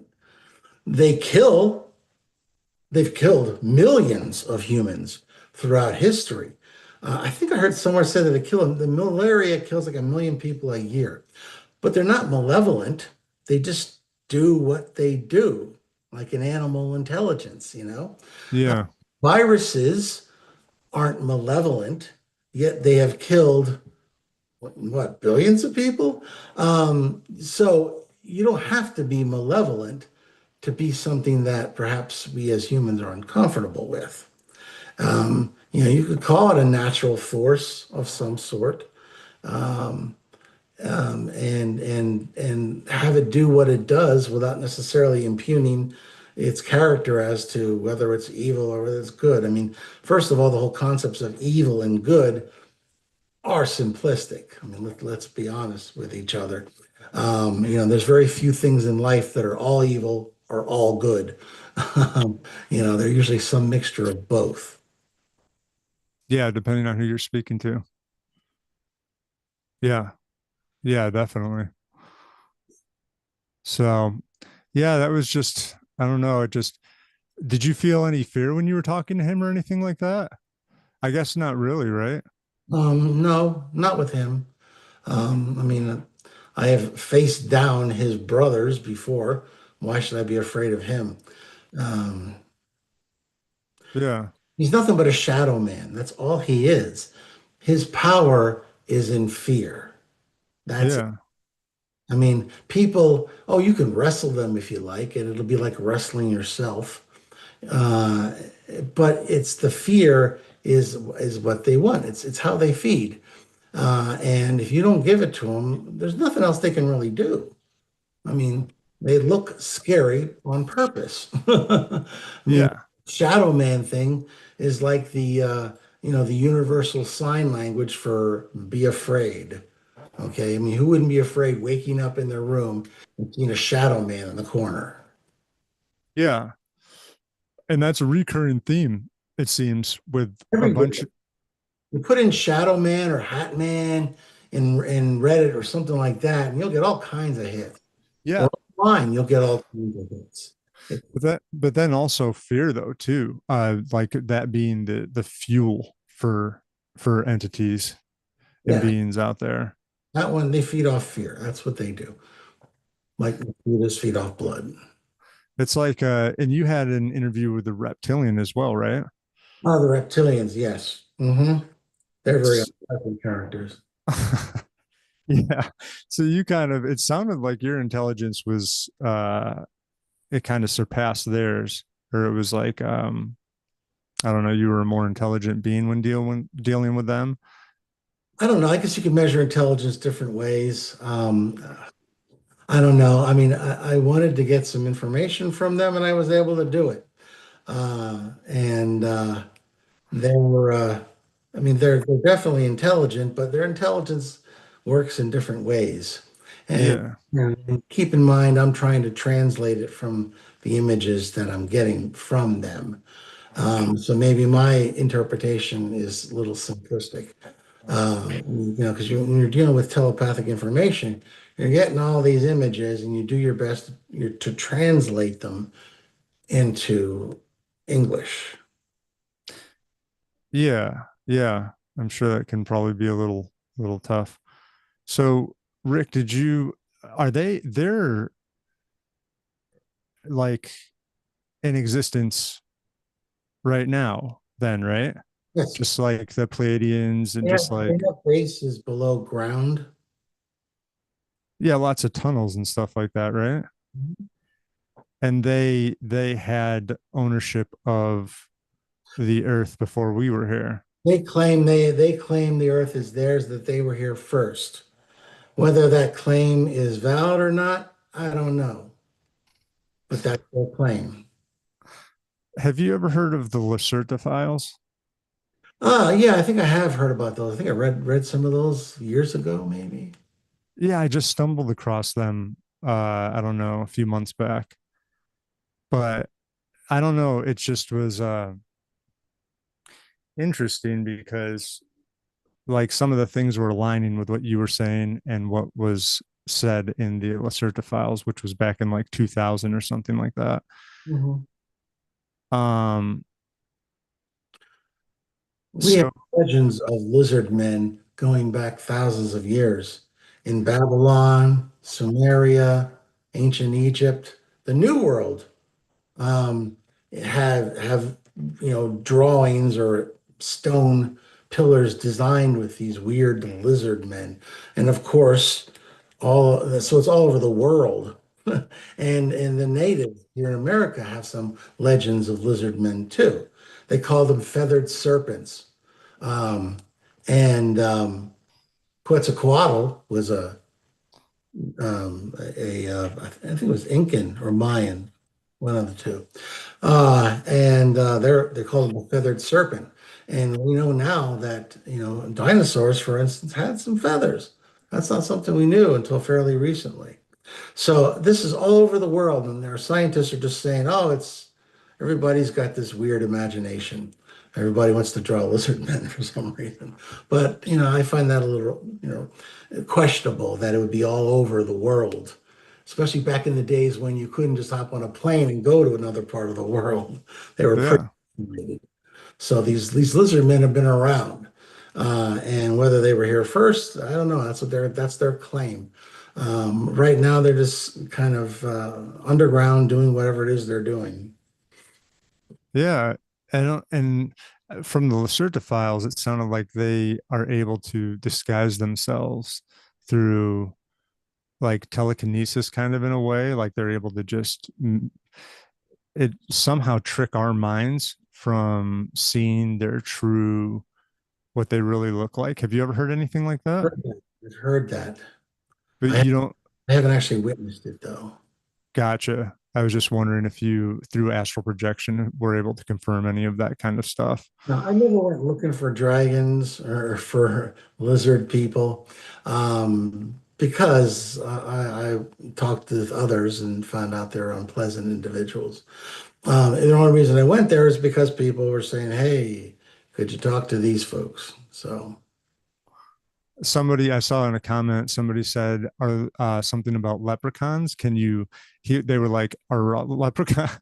They were like, "Are leprechauns real? If they are, can you go interview them?" if they're real, maybe I'll try to do that. I don't know. But yeah, who knows? I get a lot of comments. I can't do them all. Yeah. That's why there should be a school or something like that where everybody has their assignment of what to go check out and then they come back and report their findings and talk about it. Yeah. And maybe you have to be Irish in order to do it. I don't know. Yeah, maybe you'd have an easier time finding them if that was the case. Um, man, yeah, you had some really interesting encounters like the god of human sacrifice. Oh yeah. Yeah, and you just maintain your composure and you don't was that hard to keep your fear from rising up when you encountered him? No, I mean, I'm used to these blowhard type demons. They're always a lot of bluster, and they try to scare you, and it's just too easy to read through it. So no, I mean I was disgusted by some of the things that I saw. You know, children being fed into fires, for instance. But no, I wasn't really scared per se. No. Huh. Rick, what's really interesting throughout this conversation? Like, as I talk to you about these supernatural beings, gods, whatever you want to call them, goddesses, I like I, I have no experience. My ability is nothing compared to, a fraction of the astral projectors out there. So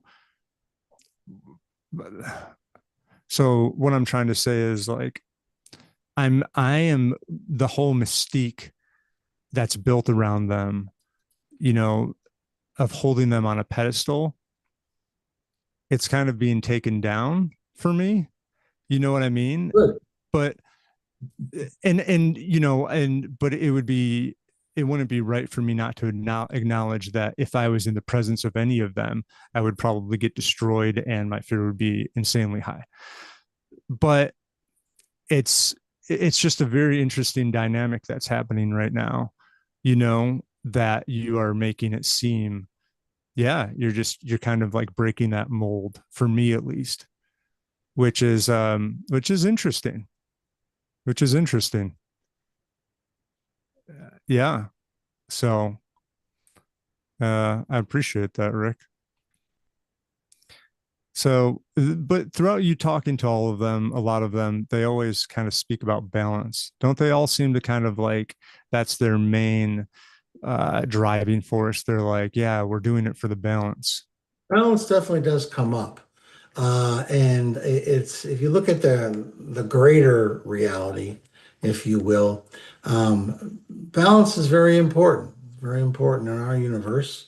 If it wasn't balanced just right, life wouldn't have been possible in this universe. And I'm sure there are other universes where there is no life because things just didn't work out right. Matter of fact, one of the reasons that scientists like the holographic model is they've studied our universe and they've seen that all the different things that had to happen to create these laws, like gravity, for instance, weren't fated. They could have easily gone off in another direction, such that, for instance, gravity would have never been a law. Without gravity, particles would not have been attracted to one another to form suns and planets and all the rest of that stuff. And as a matter of fact, using their fancy computers, they've computed that our universe is like the equivalent of a 1 in a million universe, that it would come out like this. And when you mention the holographic model, and then you posit many other parallel universes and Earths, then it makes sense to them because we're not just 1 in a million, we're one of millions of realities that this one happens to be one that can support life. There's other ones that can too. There's other ones that can't. So when you bring that in as an explanation, all of a sudden you don't have to think about did we hit the lottery kind of thing. You then it's just like, well, if there's billions of these things, then it's inevitable that there's going to be a universe that has the right rules and the right laws to make it available for life. Huh. Yeah. So that was, as you were saying that, I was thinking about the whole there are no coincidences. But it kind of sounds like it just kind of happened. Like it's inevitable that that would happen, like you just said. So I don't know. What do you think about the whole like there are no coincidences, everything happens for a reason? What are your thoughts on that? Well, there is an overall design or plan, and I don't know who made the plan, but there is some sort of structure out there. And within that structure is our free will. Our free will appears unlimited, but it actually is limited. But there's a lot of give and take a lot of leeway within the set parameters. One of the angels verse said that kind of recently. And that, that makes sense that there is some sort of a guiding plan in general. And then, every reality has a shot at achieving their goals, let's say, whether it's moving, an advancement in spirituality or what have you. So, I don't know if that answers your question or. Yeah, yeah, it's definitely interesting. Um, so then you also had an interview with a Pleiadian, and she seemed very nice and benevolent, right? She's one that I actually didn't constantly keep my shield up for because I could sense right away that she was no threat. Yeah. And then she was talking about evolving, and that's the reason why she's here, right? Yeah, they're here to assist us in evolving to the next level. Huh. Sees everything, talks about how we only see everything from a neuroscope and everything differently, separately, and says that it's all connected. Yeah. I remember once I was in the astral and I asked on a lark, I said, I want to know uh, all of the planets with life in our universe. And it all came to me and it all seemed so simple. And it's like I knew everything about those planets and about the life. It was just all there for me. And it was just so simple. And then I returned to my body, and it was like pouring the Pacific Ocean into a shot glass. But unfortunately, your physical brain is not designed to hold information for the universe. It's like downloading a gigabyte file into an old-fashioned 100 megabyte computer. It just does not work. Yeah. I But still get flashes. I still get flashes of insight, though, and flashes of information that maybe bubble up from the unconscious there somewhere. But yeah, unfortunately, most of that went poof. huh. And that's just a limitation of being human, huh? Well, yeah, I mean, we have our physical brains, and they're capable of more than we actually tax them with. Like for instance, now we have these wonderful phones, and I barely know my wife's phone number. Back in the old days, I used to know like 30 phone numbers by heart. Because I knew I would need them. But now, because I've got this crutch, I don't even remember my darn wife's phone number. And if you go back to the days of the Iliad and our ancient ancestors, especially before writing, they would memorize whole books, whole stories. And we have that capacity. We still have it to this day. It's just we've allowed our minds to get lazy. So, I use that ability to help remember these types of things. But yes, our mind is limited. You're not going to empty all the information of the universe into a human mind. If you did, they'd probably be schizophrenic because they'd be like all over the place. Oh, yeah, just overload. Yeah. Huh.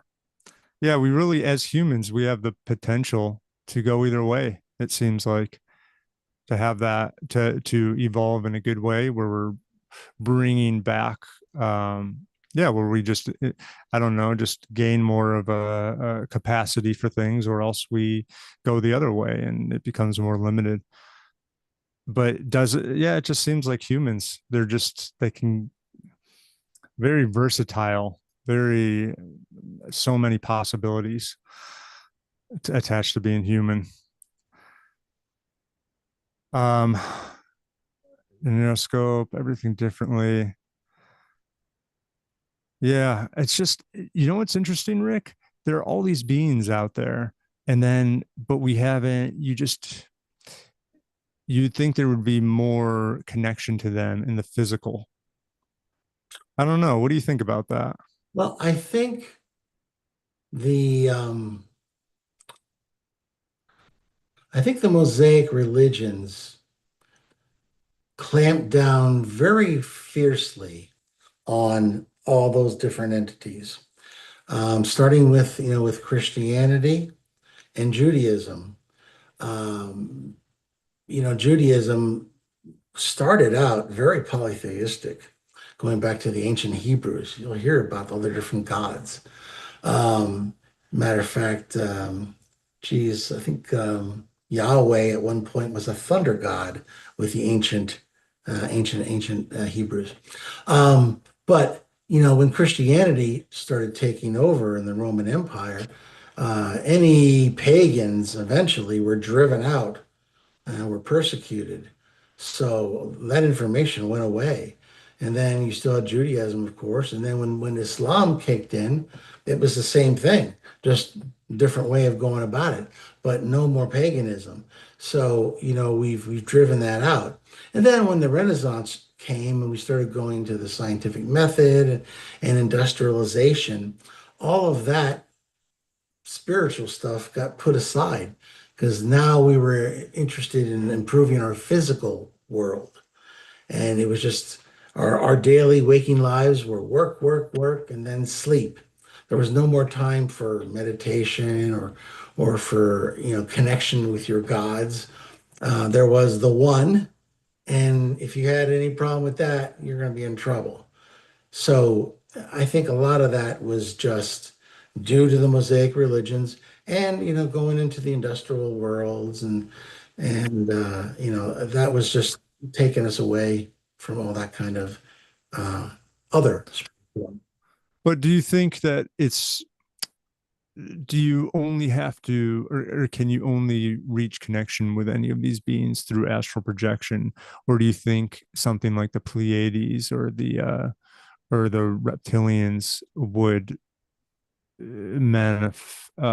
connect in the physical? Like, you know what I'm saying? I would I would connect with the Pleiadians in the physical. I would not connect with the S- wizard. yeah, so it is possible. So like why isn't it more seen around the world, or why isn't it more documented or There are more many reports natural? of people seeing lizard men in caves, and I imagine there's some people who won't report it because that's all she wrote. Um, they're very protective of their inner sanctums and what have you, and they don't like trespassers. Well, they don't like them, but they do like them, I think, from a taste standpoint.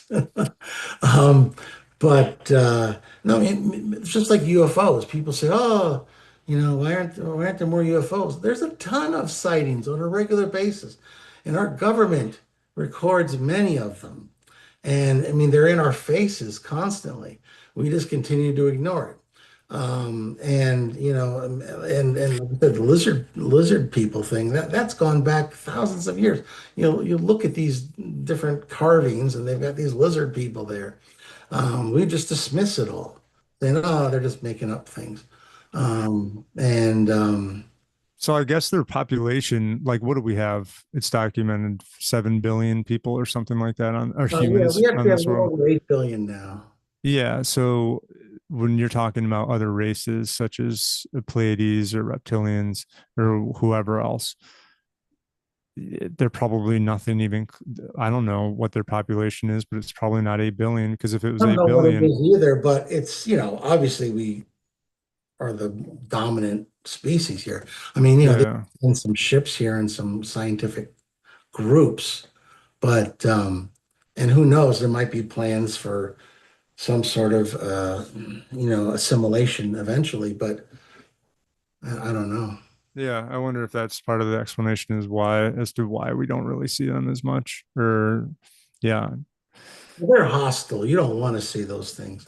The Palladians or whatever, they're not hostile, but it's a lot of our governments, including the U.S. government, have made deals with these people that they have to keep a low profile because Oh, they're worried that they'll lose their power. Because right now, we claim to have all the power, and our leaders have all the power. and they can do whatever they want. But if all of a sudden there's this other power or powers out there, it undercuts them. It has to undercut them because people will start being, I don't care about this government of ours. Let me find out more about these aliens and what they do and what they're all about and what they think. Huh.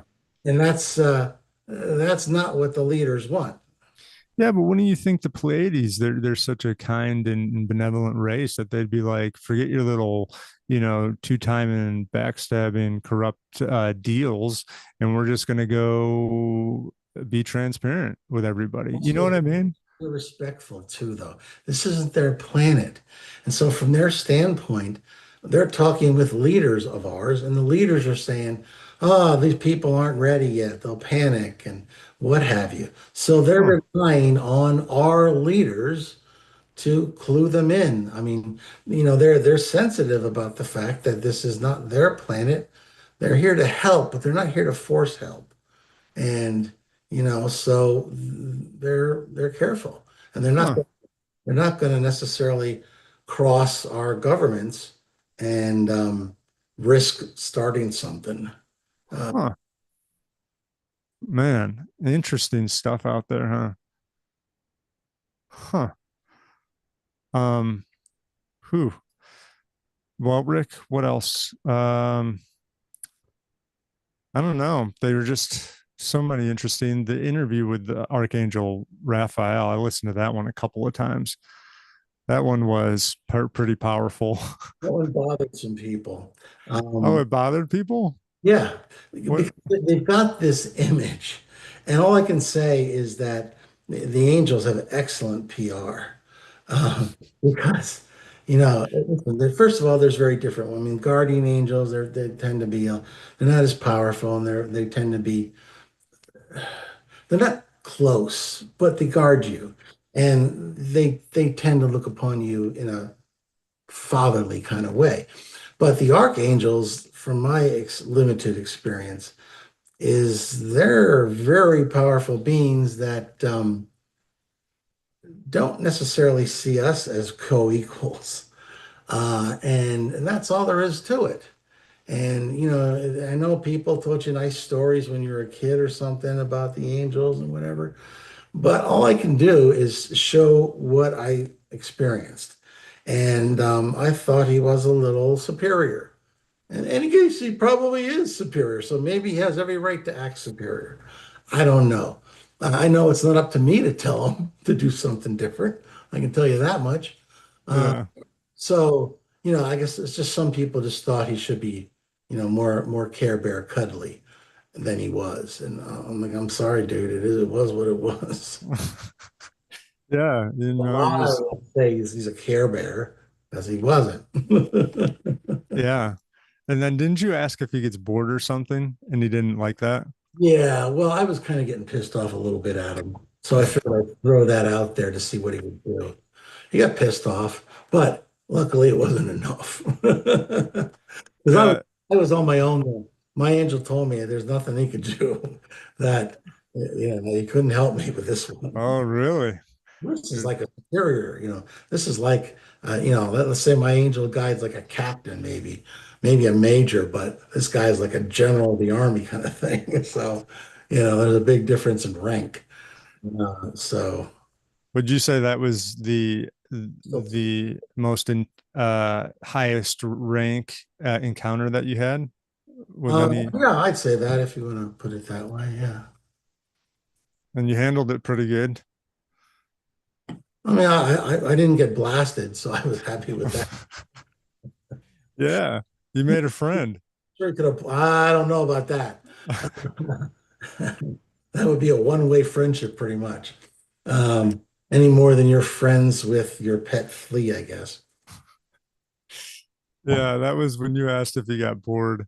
I don't know. Yeah, he didn't seem to like that. No, Or like it seemed to a bit of a wise ass comment. See, the words don't convey what the telepathy did. There was a little bit of very mild contempt along with that thought because I was testing him a little. I wanted to see if I could get a rise out of because he was pissing me off a little bit. And it did get a rise out of him. So Only Rick would see if he can get a rise out of an archangel. Oh, Rick. the worst It's happens lasts me, and then my troubles are over. So there you go. Hey, and you already know how you're gonna move on. You already said, right? So yeah. that probably helps. Well, Well, no, because you said if you do something dumb. yeah. Keep in mind that I still can change my fate. I mean, I can walk out in the middle of the road with a tractor trailer bearing down on me, and when it hits, I'm gonna die. Okay, that's all there is to it. But, Yeah, yeah. so I mean, I could still change things. I still have power to do that, for instance. But the thing is it consumes me, and this consumed me as a kid too, reading all the Greek tragedies and the tragedy of Oedipus Rex, where he was told, or his parents were told when he was a baby, that he would grow up to kill his father and marry his mother, and so they're like, oh, we have to avoid this fate, and so his mother casts him adrift, in some little boat or whatever it was. And then, of course, it drifts and it's discovered by another kingdom, and he's adopted, and he rises to be king of that kingdom, and they declare war on the other kingdom, and he goes there and kills his father, and to secure his rule, he did what everybody did back in those days. He married the queen, who just happened to be his mother, although you didn't know that at the time. So the more they tried to escape their fate, the more they brought it to fore. And so I think about that when I think about what I saw. It's what do I do? Do I try to avoid it? And if I try to avoid it, am I actually making it happen? Yeah, yeah. So it's like you might as well just go full force on. Yes, I don't worry about it. I'm not, Um, I'm not afraid of death. I mean, I don't want to experience a lot of pain if I can avoid it. But I'm not afraid of it. So, you know, which comes with astral projection, right? it I, should. I mean, if you can see that you exist outside of your physical body, then that should tell you something. It should tell you that you do have an existence separate from that physical body. The physical body is it's like a car. You buy a car, you drive it around for a while. When you're done with it, you abandon it and go off and maybe get you another car. Uh, yeah, but that's the truth of it. So what the fear comes from your ego. The ego is what gets you around in this life. I mean, you need one, unless you're going to be some monk somewhere in a mountain. You're going to need it to get through life. The thing is you just have to make sure that you control your ego and not the reverse. And as long as you can do that, and then keep in mind what your true missions are. It's not to accumulate wealth, it's to help others to achieve their goals, both here and spiritually. yeah, yeah. Yeah. If everybody could adopt that, I think it'd be a very nice world, huh? Um, well, Rick, I'm going to call it a day. yeah, yeah, it's just, this was great. This was an awesome talk, Rick. I appreciate you so much for coming on and talking. I Next appreciate it. time, we'll make sure the patrons come in. Yeah, yeah. Sorry about that. That was my bad. That was my bad. I'm gonna have to Um, explain what happened, but it's okay. You're gonna let me know when the episode's airing, right? So that I can yeah. connect them to it. And Yeah, yeah, definitely. I'll upload it and all of that. I'll leave all of your I don't know information if in I'm the gonna carve it up or not. I mean, we went for a few hours here. It's up to you. Yeah, maybe I'll do some highlights. I made some shorts, some little like YouTube shorts of our conversation last time, which were pretty cool. So maybe I'll do that. I'll make a bunch of those with this as well as posting the entire thing. Whatever you want to do. Um, yeah, so Rick, and I'll also leave in the description all of your information, your Patreon and also your channel and everything like that. Okay, sure. Thanks. Yeah. Well, I don't know. Are there any you know how you asked Hecate if there are any words of advice for those who are walking the line of a human? What do you have, Rick, for all of the listeners out there? Don't be afraid. Fear is nothing but an illusion. You cannot be harmed. That which is eternal cannot be harmed. Go forth boldly, achieve your goals, help others to achieve their goals too. And together as a species, we'll be able to move up and have other challenges other than just the physical ones. Definitely. That was perfect, Rick. Thank you so much for that. You're yeah, you're the man. I appreciate you. We the astral projection community appreciate you so much. So keep doing what you're doing. You have so much support. And yeah, hopefully we'll talk again soon. And you'll be seeing my comments all over the place too in all your videos. So I'll talk to you soon, Rick. Thank you so much. Okay, bye bye now, Nick. All right, see you.